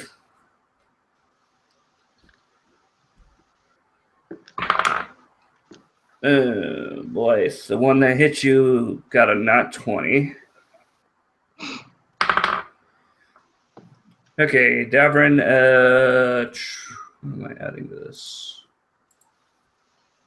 You think I'd remember after this point, but I don't. 16. Another nat 20. Good God. And 17. Okay. The 16 does not hit my unmodified armor class is 17, but I also have that feat that lets me raise it to 20 whenever I want, just one time a turn, and I will use that on the 3rd attack. So Okay. that's 1 critical hit, and that's it. All right. What does that look like when you raise your armor to 20? How does that look narratively? Is it like a magical thing, or? No, that's just technique. He's good at fighting up close. So the one of them just will glance off his armor like it's a good hit, but it's not good enough to break through the armor. You can talk about the 20, but the one that gets almost to me and he's just about to get me, all of a sudden, the Snicker Snack flicks between us and kind of just like dances around his blade and moves it out of the way. And as glorious as that maneuver was, you just weren't ready for the third attack, which is this dagger that just comes out from behind you and stabs you in the back.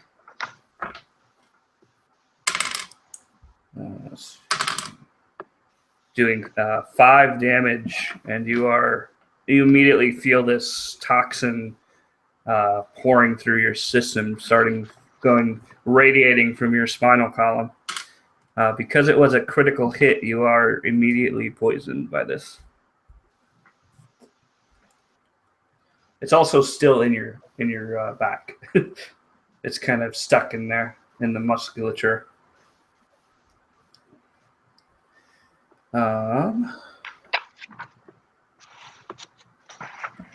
As for Blythe, I believe the one crit is 10 damage total. Okay. And that is That is their turn. So looks like next is Davern. That would be me, wouldn't it? So it has Yeah. been. Oh, there it is. Yeah. The initiative's slowly going up the chat. So there we go. Okay. Yeah, it's your turn, Blythe. Okay, so as a bonus action, I'm going to use my second wind. Okay. Ooh, very nice. 9 plus 4. 13 more hit points back to me. And I'll take them gladly. And then I'm going to use half my movement, because I'm assuming I was laying on the ground, to stand up. And is there any of them, like the one that's furthest away from me in my little group is still within just fighting distance from me, right? Yeah, It's they're not all like 50 feet still away from me. surrounding you, kind of, because you were where you fell is where they stayed for that moment. Yeah. So yeah, she'll just pick up her scimitar, as she stands up and try to attack with that. Because Okay. that's all she can really do. And that is a 20, unnatural 20. Okay. 14 plus 6. So imagine That'd be you're 6. picking yourself up, you sweep, and Mm-hmm. through the ankles, just cut him down. Yes, sir. And the damage is going to be 4 plus 4 is 8. And he is not going to be pirating anyone anytime soon. Okay. Yeah, it's kind of like it's the two stumps of his feet are still up, and the rest of his body has fallen over. And alrighty. So there's that.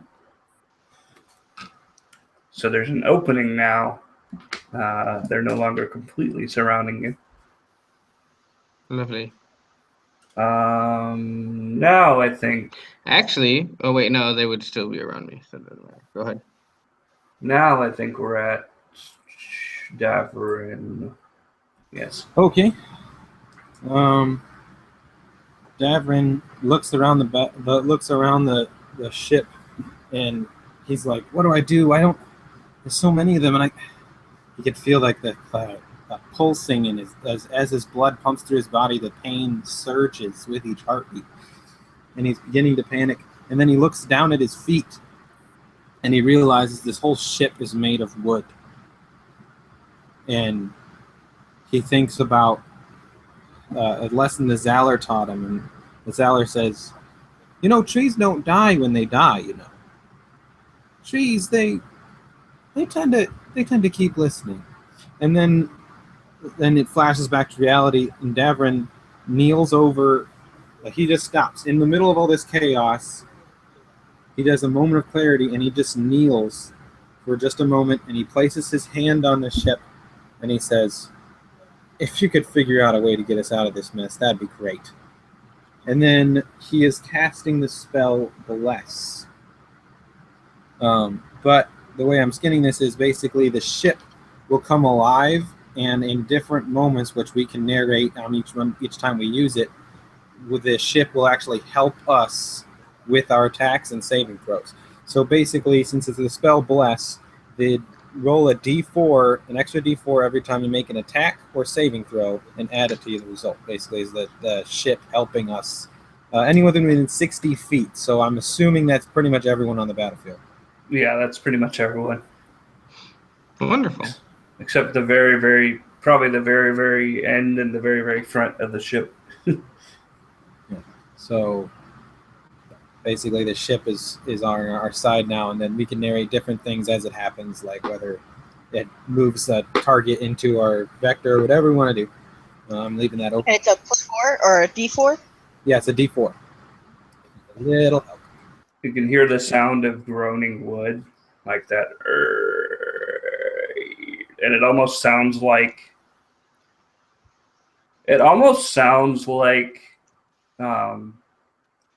Treant speak. Okay. if you're at all familiar with that, Davrin, it almost sounds like the way that trees talk. And that's which most people just mostly ignore, but someone like you that's been kind of attuned to the woods, you can hear the wood kind of going, "We understand. We will help the savior of the trees." And to everyone else, it's just.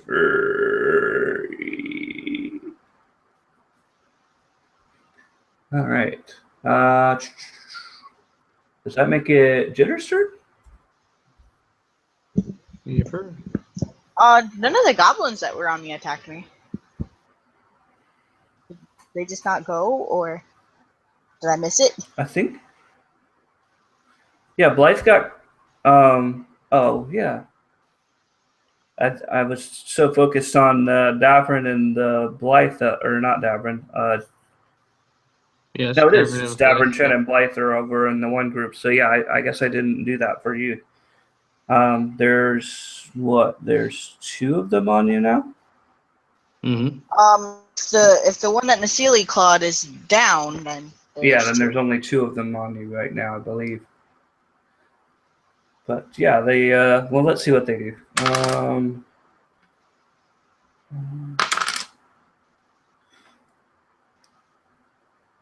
One of them is disengaging because it's a fair fight now, and goblins don't like fair fights. It's disengaging. The other one is going to try and attack you. Is it still going after me, or is it going after Nasili? Let's see. Let's see. Even or odd, Brittany? Even. Okay, it's going after you. Okay. And that is an unnatural 20. That hits. It is 4 slashing damage, once again, from the scimitar. Okay. That puts me at staggered, or whatever it is in the system. Well, it used to be bloodied, but I don't think there is a terminology for it anymore. I think they call it staggered, but I'm not sure. No, that's what people call it still these days, is bloodied. But it's not official. I don't think there's anything that comes from it in this system, but basically you're half dead. Okie dokie. Alright, so the one's running away, and the other one just slashed me with his scimitar. Okay. Yeah, this one's disengaging. He's kind of heading into the fray where the main battle is taking place with Blythe and Davern and Chen. But yeah, now it's your turn. Is the honest? It's great. part of it was because if they attacked Nasili, then Jitters is going to go. If not, Nasili was just going to keep clawing at things. Mm-hmm. Is the blast thing just like a one-off thing then? No, it's for a minute. Yeah, it's basically probably for the rest of the combat. It'll be. Mm-hmm. Okay, and I'm assuming Nasili can use that too. I think it's up to 4 people, or is it more than that? Up to 4 allies. Okay. But if you want to, if you want to use it that way, because it's basically the ship is helping out. So, however you want to narrate the ship helping Nasili, that's fine. Okay. So that's 2 attack rolls. I'm sorry. Yeah. Attack rolls and saving throws. Yeah, pretty much. Yeah, pretty much any roll except damage, I believe. Right. Okay. Then sure, Nasili's gonna go ahead and go, and the wood beneath her lifts her up a little bit and gives her a little bit of an advantage over the goblin. Absolutely. So when she slashes down, that'll be how her bless works. That is a 19 and a 4 plus 6, so I'm assuming that hits. Yeah, 19 hits. Altogether, that was 20, I think there was almost 30 altogether. Goodness. Yeah, that goblin's dead. Okay. Especially if it's a multi-attack. Yeah. Like, you can tell that Nacili's kind of giving into her primal side a little bit. Like, she's going after this thing way more than she needs to. Quit hitting my person. And the goblin that was about to join the fray, like, he looks like he's about to join the other goblins. He keeps running and he jumps off the side of the boat, and you can hear him splashing into the water. He goes, "Bugger all this! I'm out of here!" No, fucking giant cats eating us. Yes. Okay. So the good news is there's only about 4 or 5 enemies left now. I think there's 3 around Davern and Davern, Chen, and Blythe. Chen isn't near Davern or Blythe at this point. He's off with he's near the beta squad. Oh, right. Yeah, you okay. Mm-hmm. So I think it's back to keep scrolling up. Where is it? It's going to be Looks like it's back to you, Chen. Oh, okay. The beta squad isn't going first. They're still trying to reload their guns. Let me see. Yeah, they don't do it anyway. So okay. Basically, they're frightened. So they're like trying really hard to load these guns, but all they're really doing is packing more powder on top of the powder that already didn't fire. That's a good way to fire a gun, right? All right. Chin is going to well. Let me back up.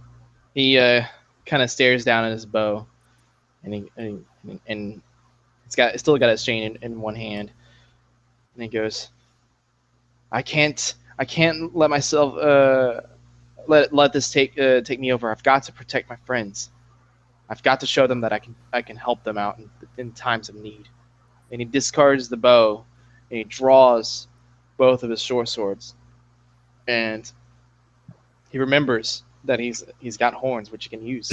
And then this is the first time in this game that I'm going to be using this feat, but he's going to use Goring Rush. He's going to make a dash action towards the goblins. Towards the majority of them, like the 3 that are bunched together? The 3 that are bunched together near Blythe and Davern. Nice. Oh my goodness. Okay. Whew, man. Okay, even without the bless, that is a 19 to hit. Nice. They would have heard it coming, except for the fact that they're still deaf. Can I make a reroll on my damage? Because that is low as possible. Lowest possible amount of damage is 2. Oh well. Well, what does it do? Does it have an effect, or is it literally just an attack? It's literally just it's a melee attack with using the horns. So the horns are trying to impale them. Well, one of them. Okay. Kind of lifts them off into the air and does a measly 2 damage, but it nonetheless takes them off the ground. Yeah. Well, you were trying to skewer him, and he kind of did a little feint, so you just caught him on the edge and knocking him down and kind of trampling over him. But he is separated from the rest of the group now, and he's been knocked prone by this strike. Okay, so in other words, he was pushed back a little bit because he's kind of in the back corner now. All right, yeah, and stops, right next to his allies, his companions. Mm-hmm.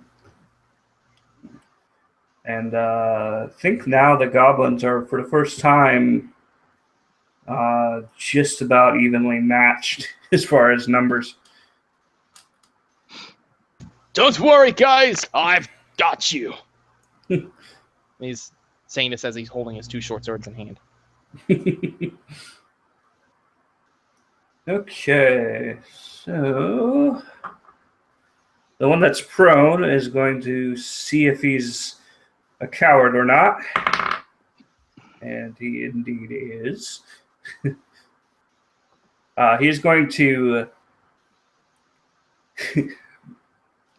he's going to try and squeeze through the side of the boat, where the cannon would be shot through. He's going to try and squeeze through that and plop out the side of the boat, giving you an opportunity to attack. Who's you? Who's you? Shen, sorry. Okay. All right. Let's see. I'm just gonna do a swing with my sword, my short sword, and that is 2d6. I rolled a natural 19, by the way, so I think this hits. Yeah. That's a lot better. I did 12 piercing damage.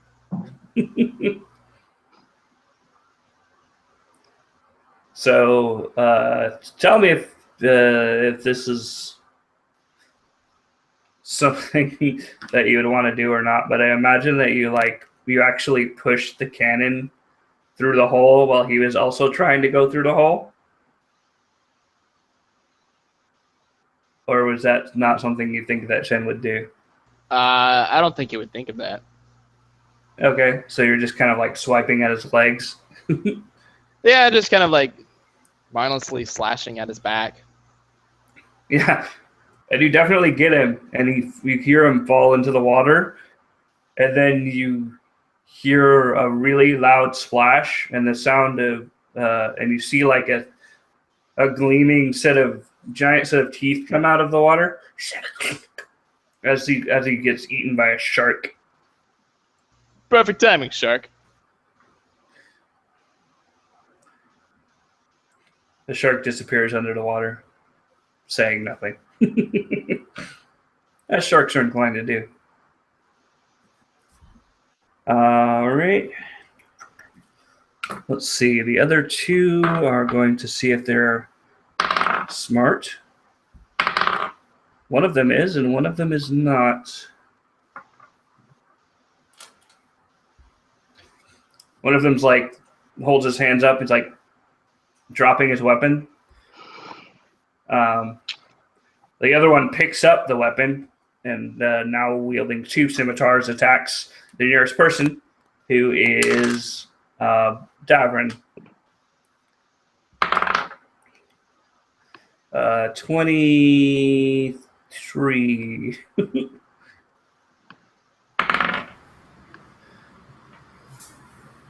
I'm just going to go ahead and assume that's a hit. Oh, yeah, you got it. 6 damage. It's like...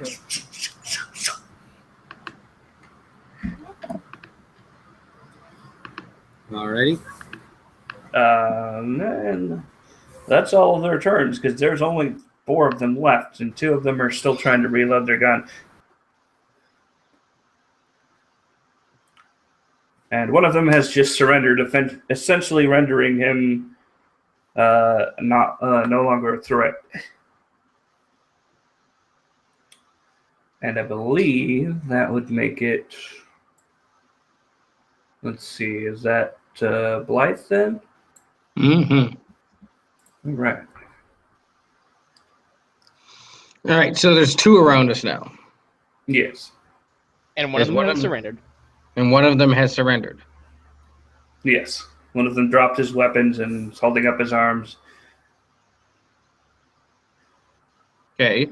I'm going to disengage, roll backwards, pull out my just regular, handgun, the pepper box as it's called, and I'm gonna use my action surge and shoot the one that's being aggressive towards me. Okay. I'm also going to use a grip point to make myself have. There's gonna be a lot of things happening in this one time.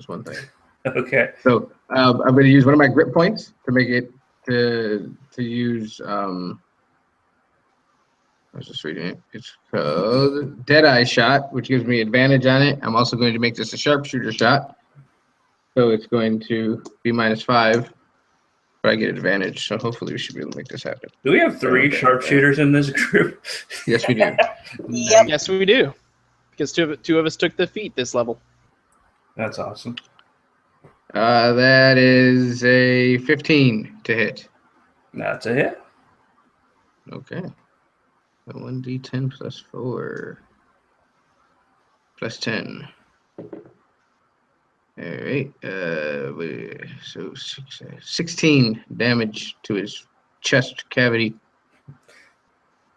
It's that scene in Indiana Jones where the swordsman like twirls the blade around for 5 minutes, and then Indiana Jones just pulls out his gun and shoots him. Mm-hmm. That's exactly how I imagine that happening. Okay. And then she just she does stand up and kind of motions with her gun for the other one to jump off the side.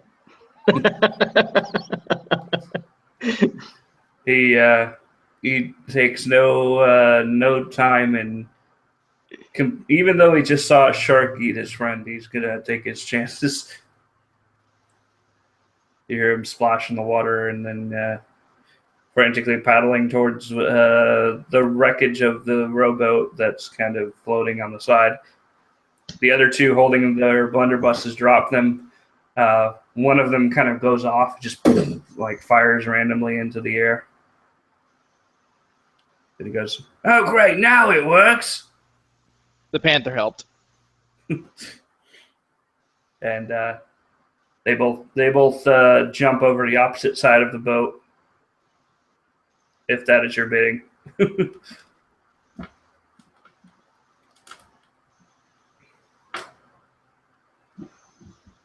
And, Holy crap, where did they come from? Do they usually have guns? I don't know. I'm pretty sure that's new. Definitely new. yeah, they didn't have guns last time. No. They barely had weapons last time. I think they maybe went and got their friends. Didn't work out well, though. Is everybody okay? Ow. I don't feel so good. Yeah, suddenly all the injuries that you've all sustained, the adrenaline starts to wear off, and you can really feel it, especially if you're poisoned. Chin will take this time to go up to Jitters. He'll pull out his handy-dandy linen cloth. And he'll attend to her wounds and try to heal her from the poison. Medicine check. 11 on medicine. Yeah, I believe it's just a straight DC 10. It might be more for poison, but this kind of poison isn't super duper potent or anything. It's so you're kind of that a good meal and some water will do you some good. A good meal and water will do you some good, Jitters. You take it easy. Okay. And I think Cook on the ceiling. someone else got poisoned. I think it was Blythe. Never did. Oh, Davern. So a critical dagger to the back, not poison. So, Davern is not trained in medicine. That's funny. He's a paladin. Anyway, actually, that's perfect for him. That would make total sense. He doesn't take the aid. He's seen plenty of poisons. He rolls a there you go. He rolled a natural 20 on his medicine check anyway. So he's seen plenty of things get poisoned where he's from, and he knows that time, hydration, and food will help. So he's gonna limp off to his room and examine the wound in the mirror that's all shattered. So it's not such a great time for him, but he needs a rest. He needs a rest in more ways than one. Yeah. So I imagine just now, then the super helpful father and owner of the ship maybe would kind of come out. Yeah, they're finally dressed. In fact, the whole crew was just kind of stayed below deck. Seems like, besides you guys. Yeah, and I see the two of them. I go, thanks for the help. It's fairly. I thought maybe it might be different this time, Father. He just kind of shrugs and says, "It didn't look too difficult. We would have come running if you needed any help." Yeah, you came running. It looks like. Well, I wouldn't do much good running around with it all flopping in the breeze, now would I? Wonderful. She doesn't even know how to answer the question. She just kind of looks at him and goes, "Yeah, you dirty rat." It's whatever. Problem taken care of, as your daughter's always done for your father. Don't worry about it. Jitters is going to loot the bodies. Yeah. She's hoping to find one of the water skins, What's so they have multiple ones. Oh yeah, there's at least the one. I think the other one got jettisoned. Yes. But there is still the one. Okay, so is there anything? Yeah, I'm gonna just shake my head at my father and then help Jitters. Now you said there was a bandolier somebody had, flasks. What is that all about? Yeah, one of the ones that died pretty quickly has like a bandolier of flasks that you'd be able to examine. Yeah, should definitely go over and take a look at that. The blunderbusses aren't as good as the weapons she's carrying, so she's not interested. Yeah. If you've ever, if you know anything about, let's see, what would that be? Probably a general knowledge type of thing. But any of you that know anything about alchemy or magic or that kind of thing would probably recognize these flasks pretty quickly. I don't know if any of you do. So that would be what in Arcana. Arcana. Okay. Yeah, I can try. Arcana, or just a general wisdom. Chin might know something from the academy. 15 on Arcana check. It's not the substance. I'll do a general wisdom. That's a 10. To you, it just looks like bottles of alcohol, Jitters. And it's not. You're not quite that far off from it, really. Chen, what gives it away isn't what's in the liquid or what's in the bottle itself. It's the way the bottle is laid out. It's the fact that there's a little bottle within the bottle that's floating in there. You know that this is alchemist fire. Basically, when the bottle breaks in the middle, the two chemicals mix and it creates an unextinguishable flame that burns for several seconds. Where do we find this at? It was on like a bandolier on one of the raiders. Yeah, how many? Oh man, I'm glad they didn't get to set this off. Yeah. We would have been in a world of hurt if they had. There was alchemist four. fire. There's four of them on there. The bandolier itself can hold 6, but there's only 4. Interesting.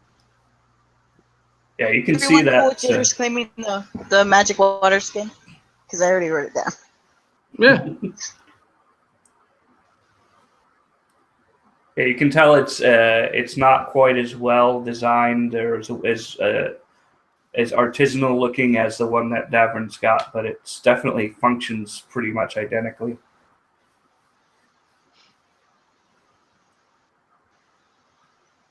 Let's see. And anyone else looking over the bodies?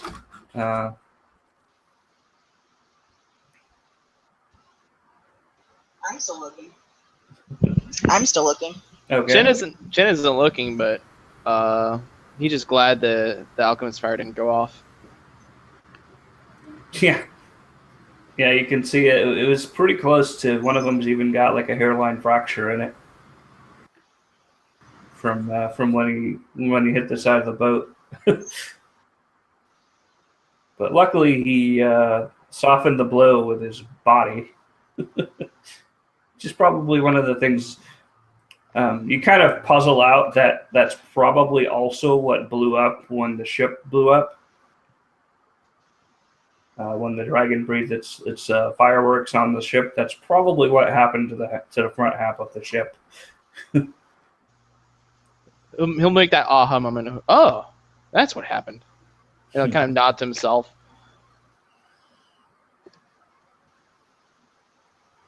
And Jitters, you find a compass in the breast pocket of one of the goblins. Ooh. It's not. It doesn't have the northeast southwest. Huh. It just has one needle that is red on one side and white on the other side. Does it feel And magical at all? it does feel a little like kind of a residual, like it's not like electricity charge, but maybe a low pass current. And Okay. it seems to be pointing, no matter how you hold it, it seems to be pointing in the same general direction. But it doesn't coincide with north and south if you kind of cross-check it. What do you got there, little lady? It's a compass, but it doesn't look like a normal compass, and it doesn't seem to point north. Like it doesn't even have. Look, it doesn't even have like the north and south and east and west on it. You think it's magic? Feels like it might I be don't know, magic. but I think I know somebody that does, and I pull out the attenuator. Right? Isn't that what that's called? Hi, Hey, how you doing? you don't look so good. I'm all right. Hey, what? And I take it and I kind of gesture around to Jitters, and I go, "What is this?" And I point it towards it. He looks at it for a moment and he says, I have no idea, but I feel it pulling me that way too. Oh, do you know it's that way? Maybe it's a magic Points. tracker too. Feels like an old ruin maybe. Big ruin, big magical ruin. Oh. And I look over to Anna and I go, maybe this thing does work after all. And I want to take a look at this compass.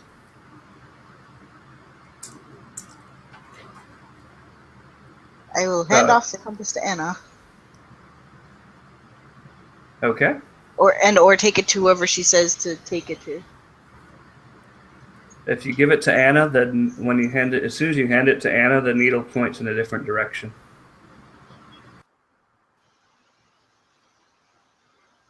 That's a cool trick. And I don't know if you have a name for the statue yet, but I'll just keep calling it the statue. Yeah, I know.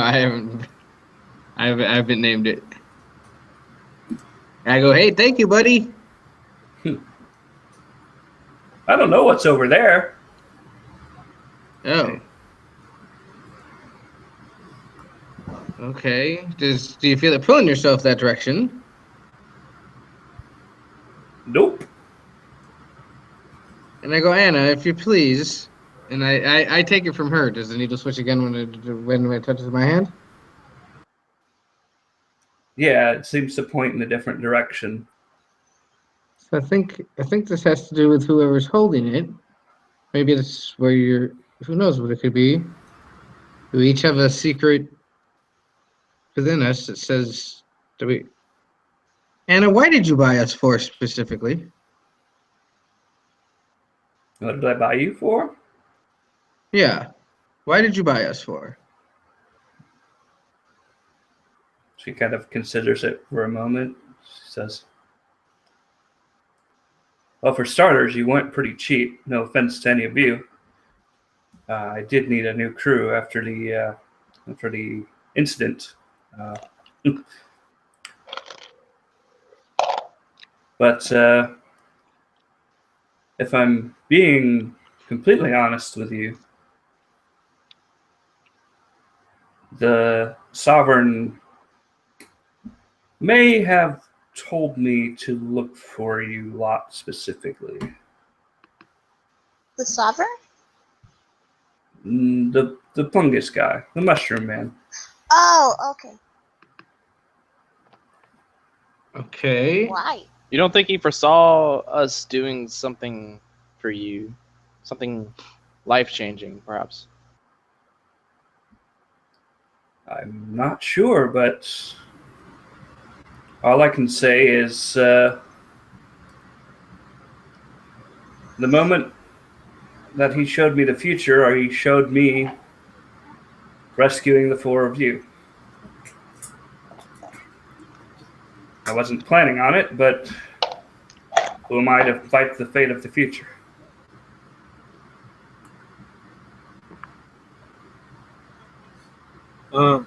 Davrin is going to stumble in on the conversation, but he's going to do it so quietly, like he was trying to meet with, oh, I forget her name now. I don't know, Anna or whatever. He was trying to meet with her quietly, and he just like walks in on the conversation, is like, ah, and then he just wordlessly falls into formation behind everyone. I'm like, never mind me. Jitters will turn to him and be like, I'm glad you're awake now. I need to know something, but it can wait. It can wait. So what's going on? There's a compass and it Hey. seems to point a different place to everybody. Yeah, and I hand it to Davin. Hold on to this for a moment, my friend. Davrin, as soon as he picks it up, he's going to take a real big whiff and use his divine sense to see if it is either Fey or Fiend in origin. Okay.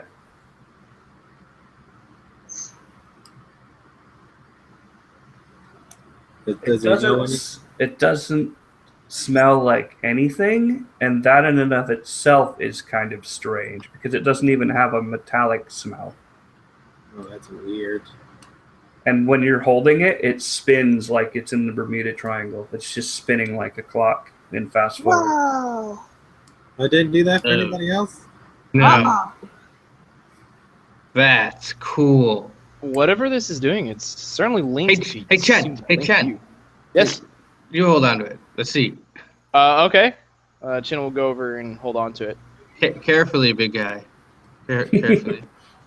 Carefully, yes. It seems to point towards you. Towards me?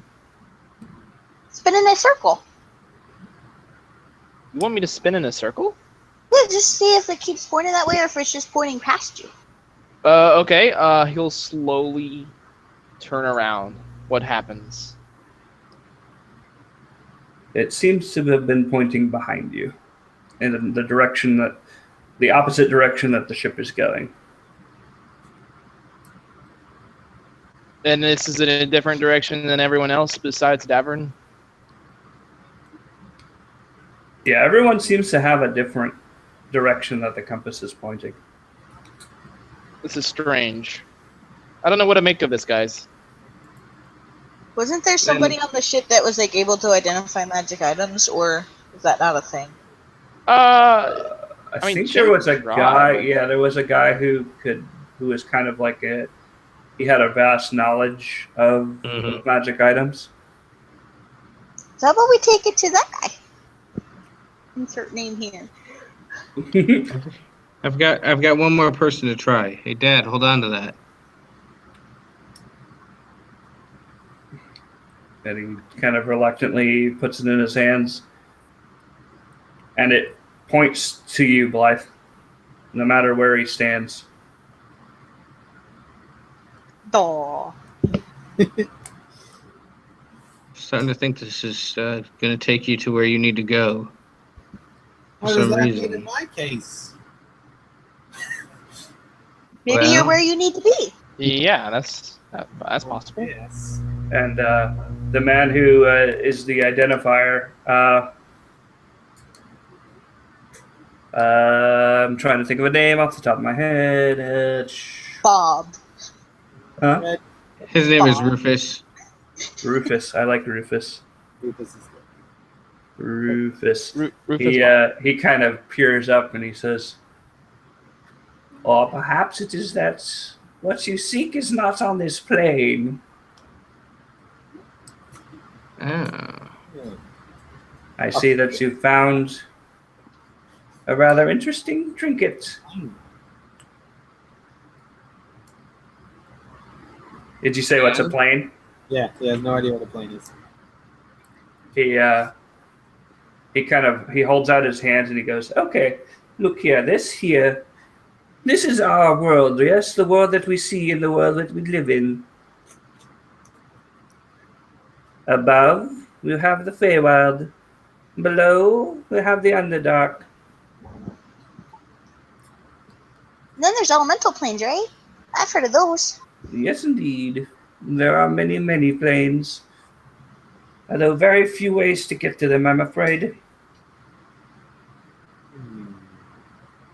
Devrin thinks back to the moment when he saw the animals from his home running into a door or a portal, and he asks, "How easy does the location have anything to do with how to get to these places? Like, do you have to be?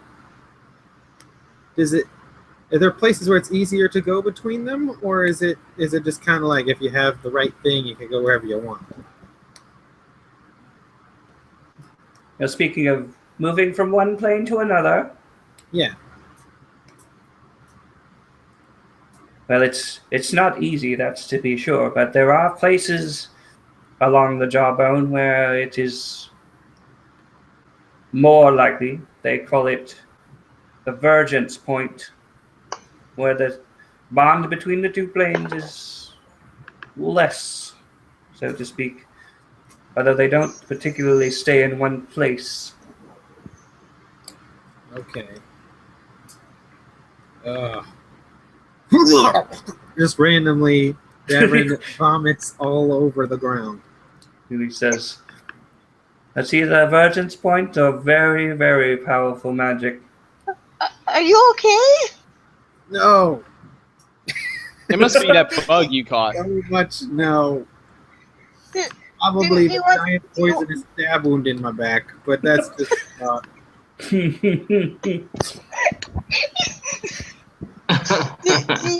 you still have the knife in your back? actually, yeah, he has it Still pulled in. It might help if you take that out. Do you see anything back there? I can't. No, there's nothing. I'm too short. There isn't. Nope. Like, Ship shape, nothing back here. And Blythe will just pull it out. You kind of flip it up so it flips up over Davern's head and lands on the ground in front of him. Oh, that would have done it, huh? Oh, Yeah, I think it was probably still poisoning you the entire time, my friend. And Rufus looks at it and goes, "What's that? Is that blood?" And then he passes out.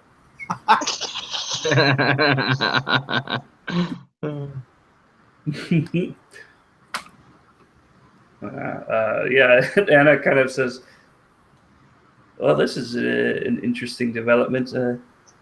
Unfortunately, some of these paths we cannot take at this time. I would definitely not advise us turning around. But the road ahead of us is a bit open." the attenuator said that one that pointed in my direction said it thinks there's magical ruins there. I don't know what it it's pointing toward, though. Could be one of the ancient wonders of the world, perhaps. Sounds like a good place as any. Hmm. Yeah, we're supposed to find magic stuff, right? Yes, indeed. Well, where But, were we headed regardless? Well, if I have to judge, she says, who? She gives the compass back to you, Jitters, and she says, this looks to be southwest of here. Perhaps the Grand Arena. Yes, that would be my guess. An arena? Yes, it's a very old place. I don't think I'd be looking for something like that in an arena. Of course, I don't know what I'm looking for, or what it thinks I'm looking for. This is confusing. Anna, do you know of any convergence points? Any vergence points? Well, I know the further south you go, the more likely they become, especially near the Aether storms. But I don't think our ship would survive the journey if we traveled through there. Okay, well, enough about me. I'm gonna go to bed. I think there might have been one kind of close to my home by where the elves were. I'm not sure. And that would have to backtrack a lot. Yes, quite a bit. Okay.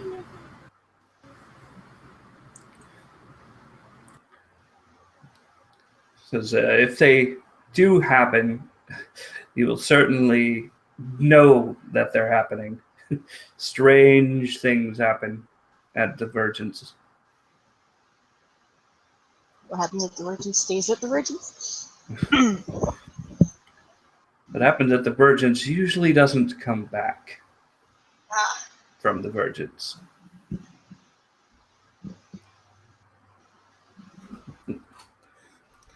So, where are we going, my friends?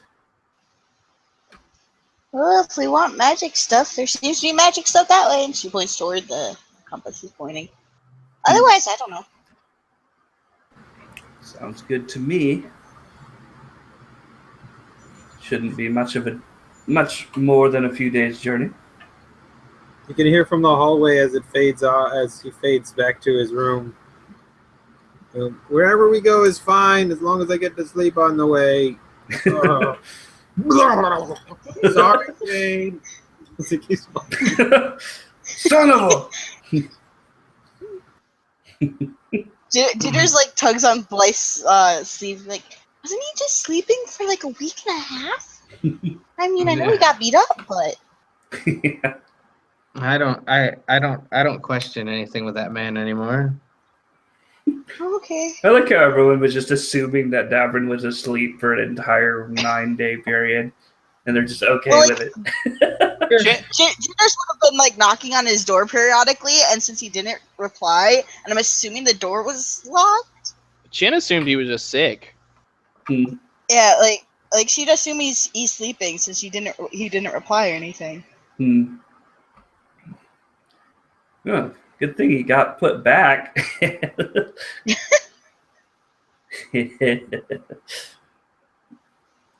Okay. We are all very caring Yeah. companions. So the couple of days pass by with no more goblin raids, no more, giving you plenty of time to get your strength back, kind of let your wounds heal. Everything resetting. Yeah. And you guys find, you can see in the distance this kind of a Colosseum-esque ruin.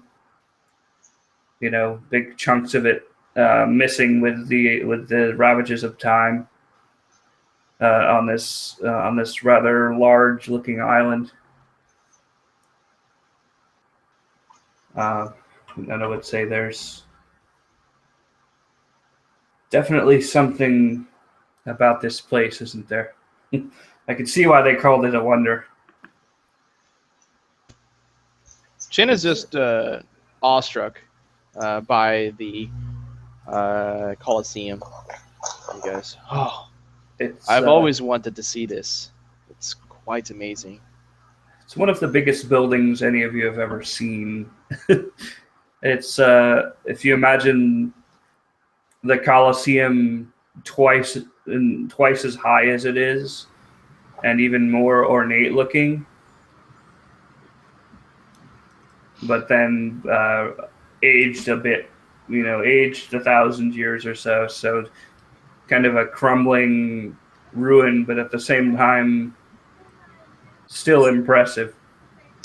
Who built it? Was it humans or elves or?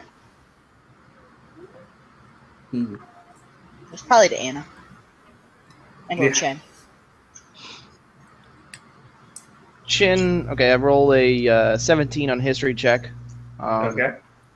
So Chin would know, I think. Yes, Chen would know. Who built it, Chen?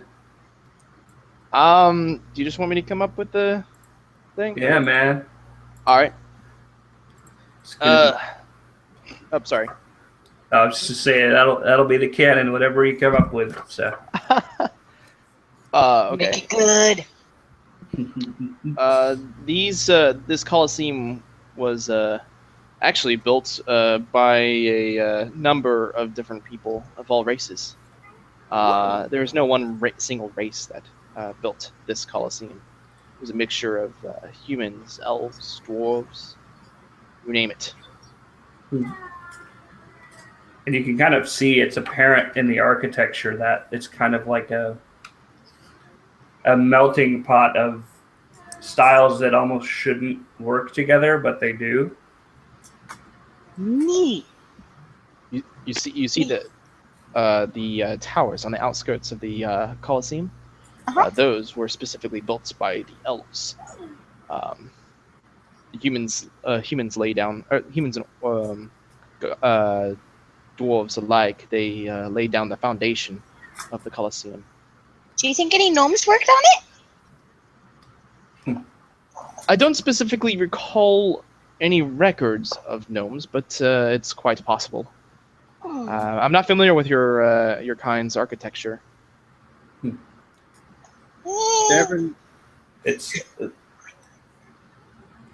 Devin rolled a 15 on knowledge of nature to tell what kind of stones are used.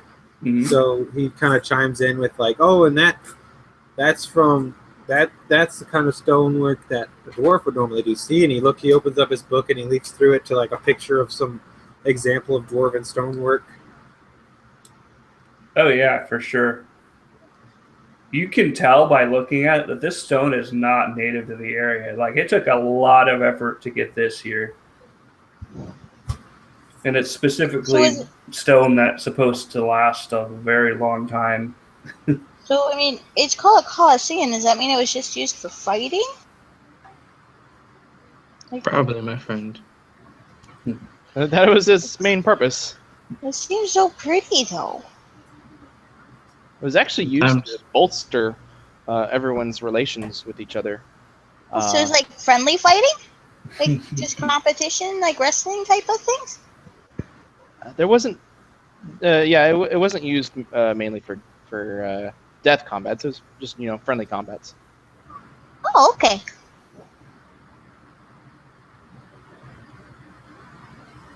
But whatever's there, it seems to be calling to us.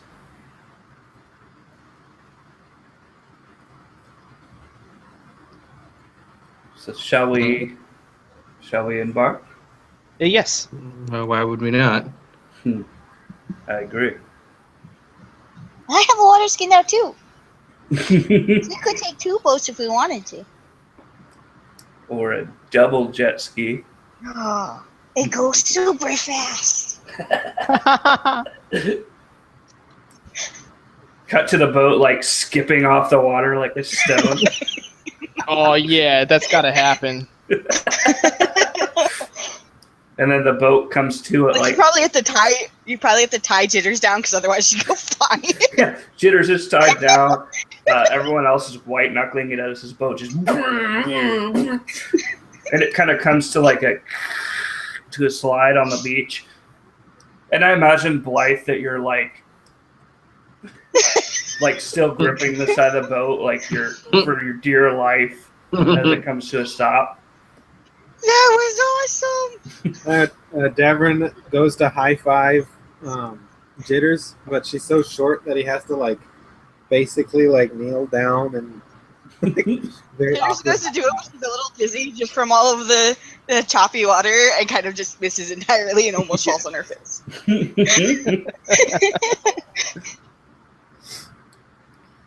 Nice. Anna just kind of dusts herself off and steps onto the sand and stumbles a little bit. She says, "Remind me never to do that again."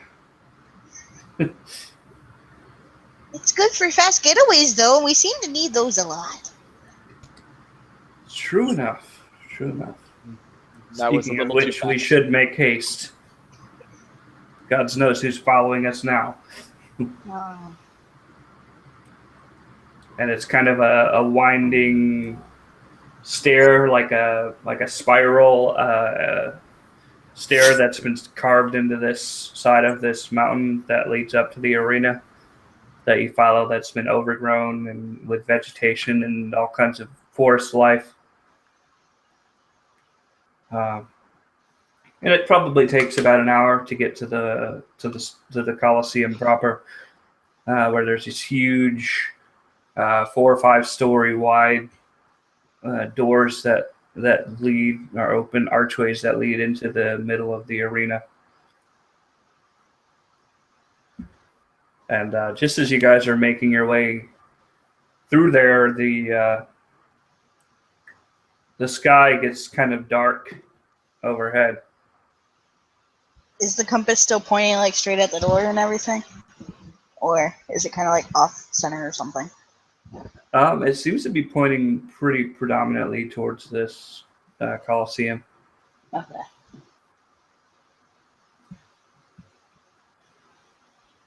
And you can see this. It starts to get kind of dark, and if you look up, you can see there's this shape blotting out the sun. It seems to be rapidly descending. None of you recognize it. Davern, you recognize it immediately. You've seen this before.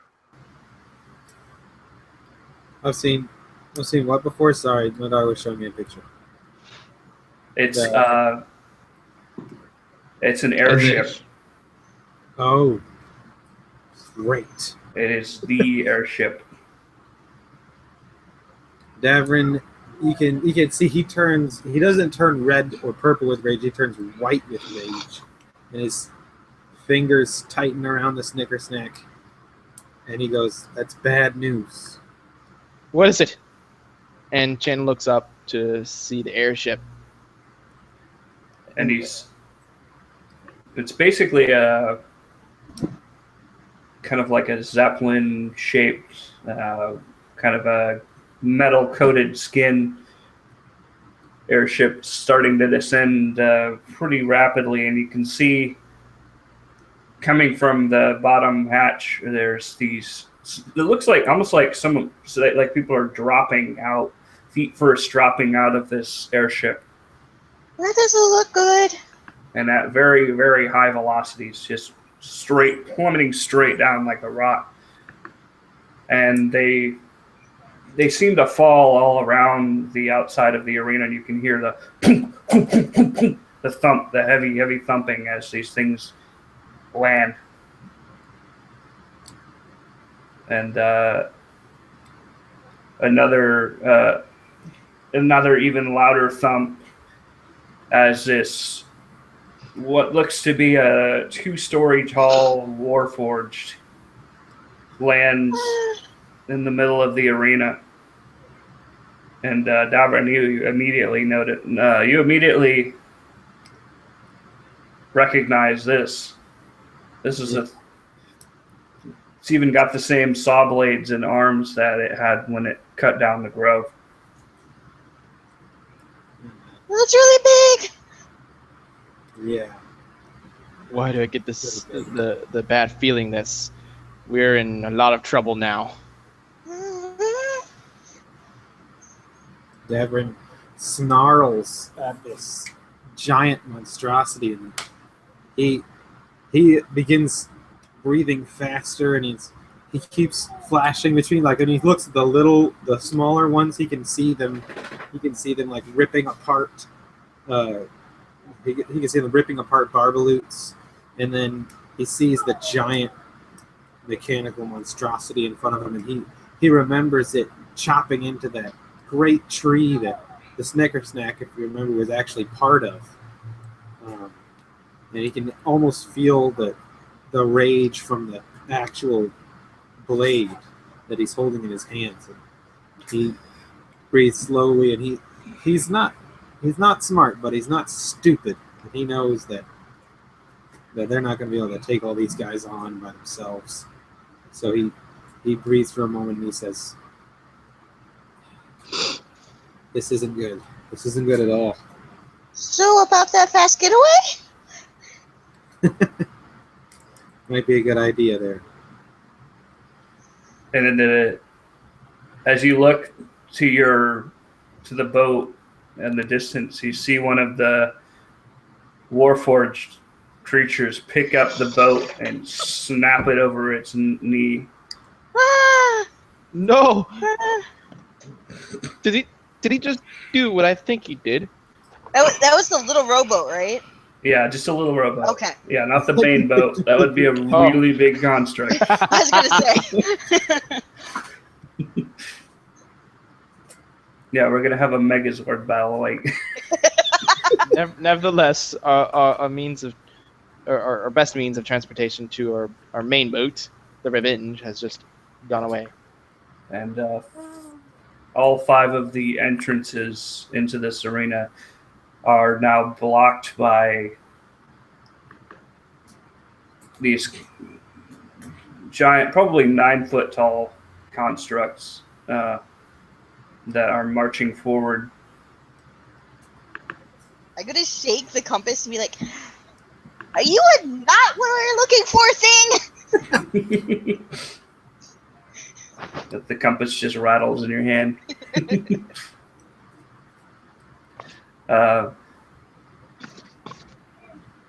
Damien's takes a step forward, and the whole ground shakes, and a billow of black smoke pours out of the back of his suit. And he says, "At last, I've found you, brother. And all your friends, too."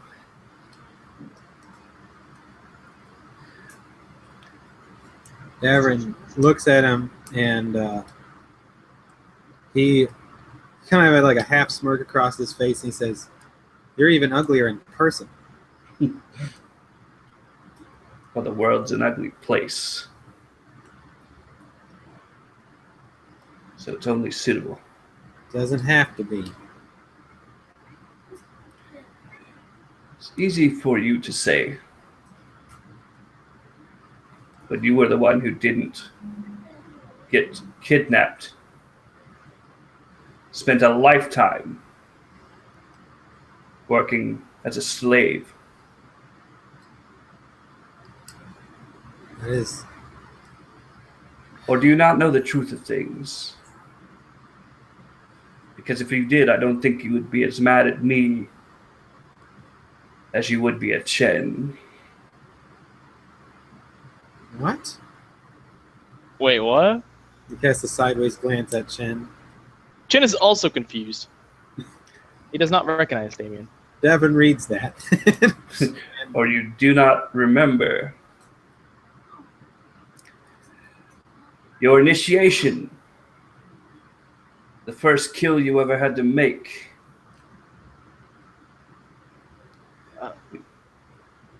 Sorry. Go ahead. And he kind of leans forward and he says,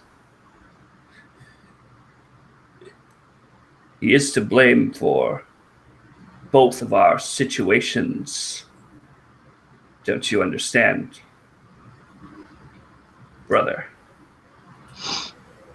Keep calling me that, but I don't see any proof. You don't remember our parents, do you? You don't remember when they died? Mother's brown eyes, your father's blonde hair, how she smelled of lilacs. None As of that he's, oh sorry, means go ahead. anything to you? How they were cut down by this thing? And he points to Chen.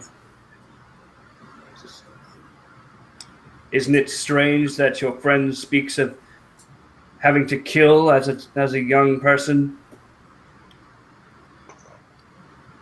Isn't it just quaint that the timing fits perfectly with when your parents died?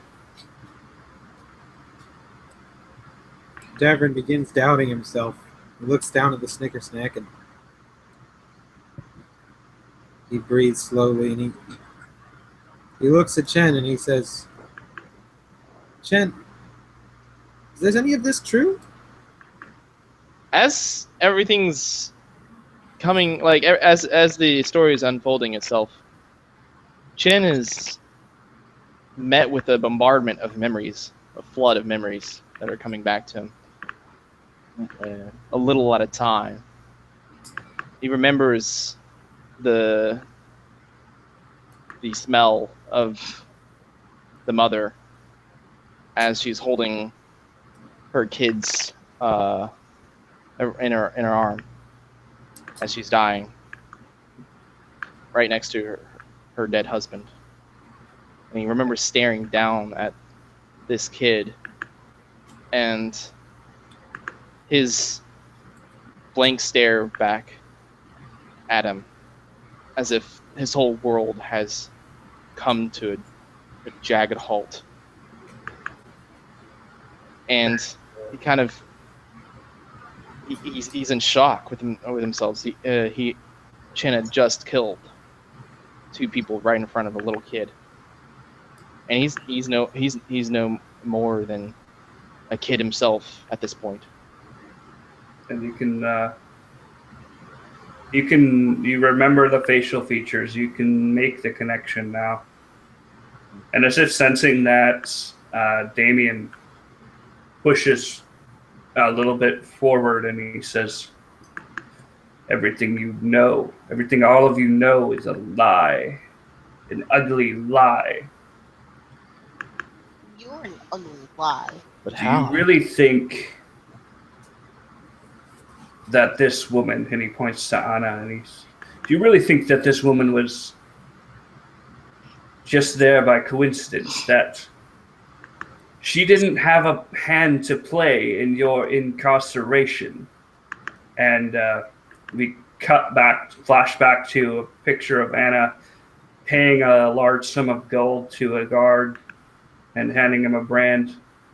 We cut to her doing the same with Cyrus, and we cut to her telling somebody how to guide Davrin into the barracks, and also of her telling the villagers that there was a killer minotaur on the loose. Says, I don't think she told you the truth of things, did she? The real reason.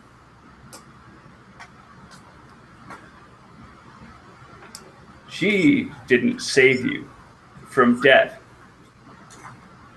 She just wanted to acquire you cheaply. Because she thinks that she has some grand destiny. And that you're all a part of it. But she hasn't told you that that destiny is going to end with you all dead. What do you know about it? I have seen the truth of things. I've seen the future. And it is ugly. And he smiles.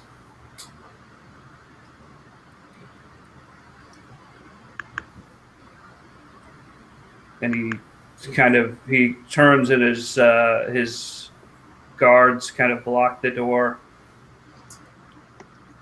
He says, now that you know this, there's something I need from you if you want to get out of here alive.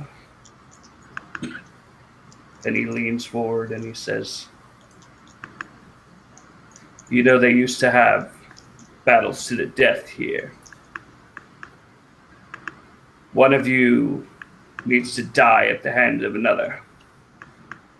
If you do this, I will let the rest of you go.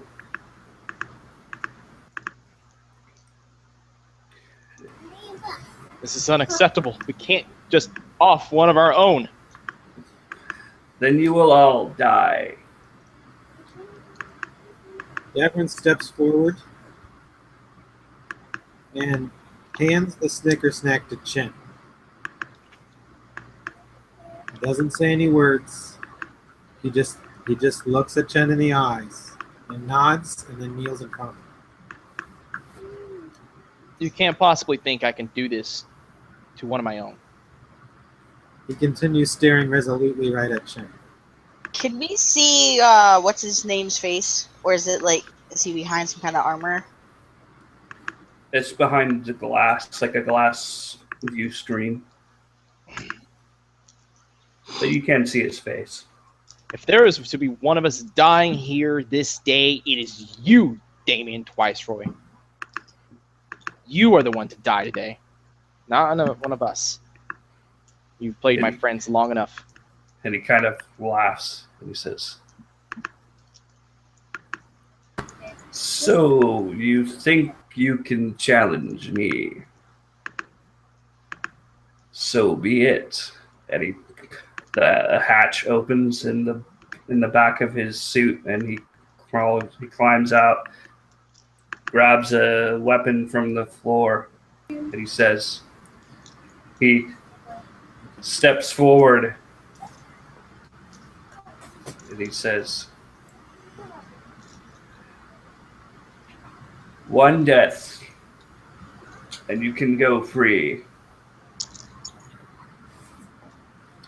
Davin takes the sword from Chen and immediately just rushes Damien. Just rushes him.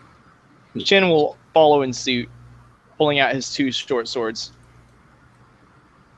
Jitters will try and shoot him in the leg or something. Yeah. Mm-hmm. Damien will smile and it's almost like a blur of motion as each one of your attempts at hitting him catches nothing but air. And he kind of smiles and he says, so be it, as they said in the arenas before, in the days of old. We who are about to die salute you. And he charges towards you and the screen goes black. Dun, dun, dun. Buddy. Man. Oh. Okay.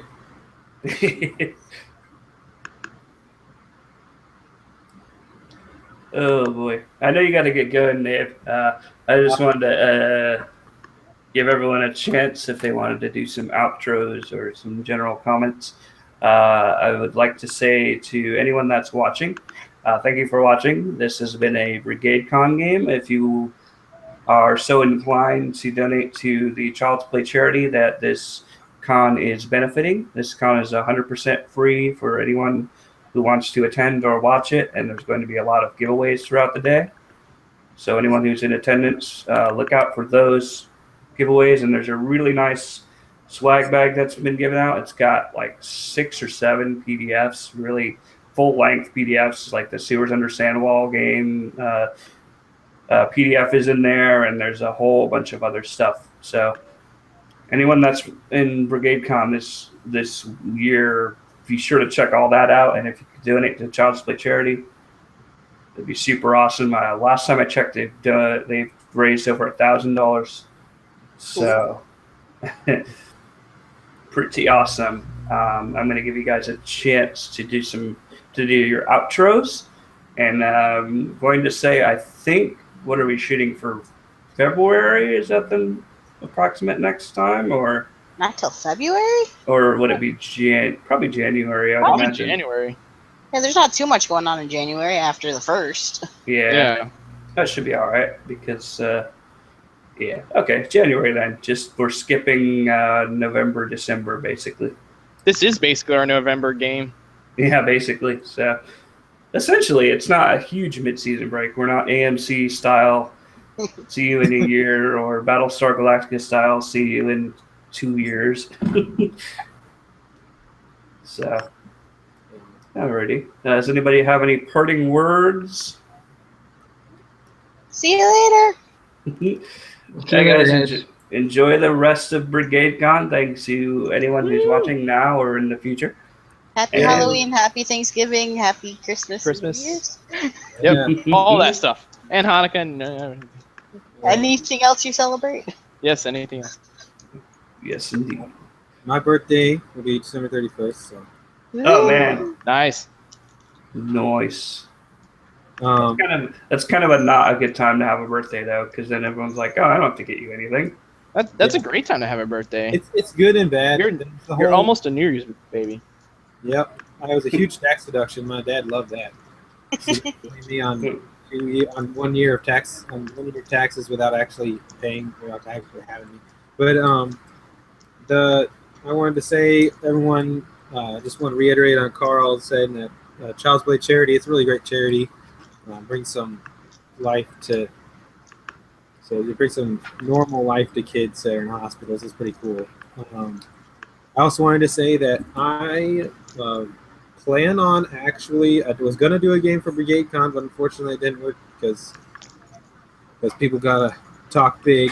But I will be running a game. I'm still looking for players, so I want to be running a game probably in December, at least a one shot. It might turn into a campaign. We'll see how it goes. A November or December game.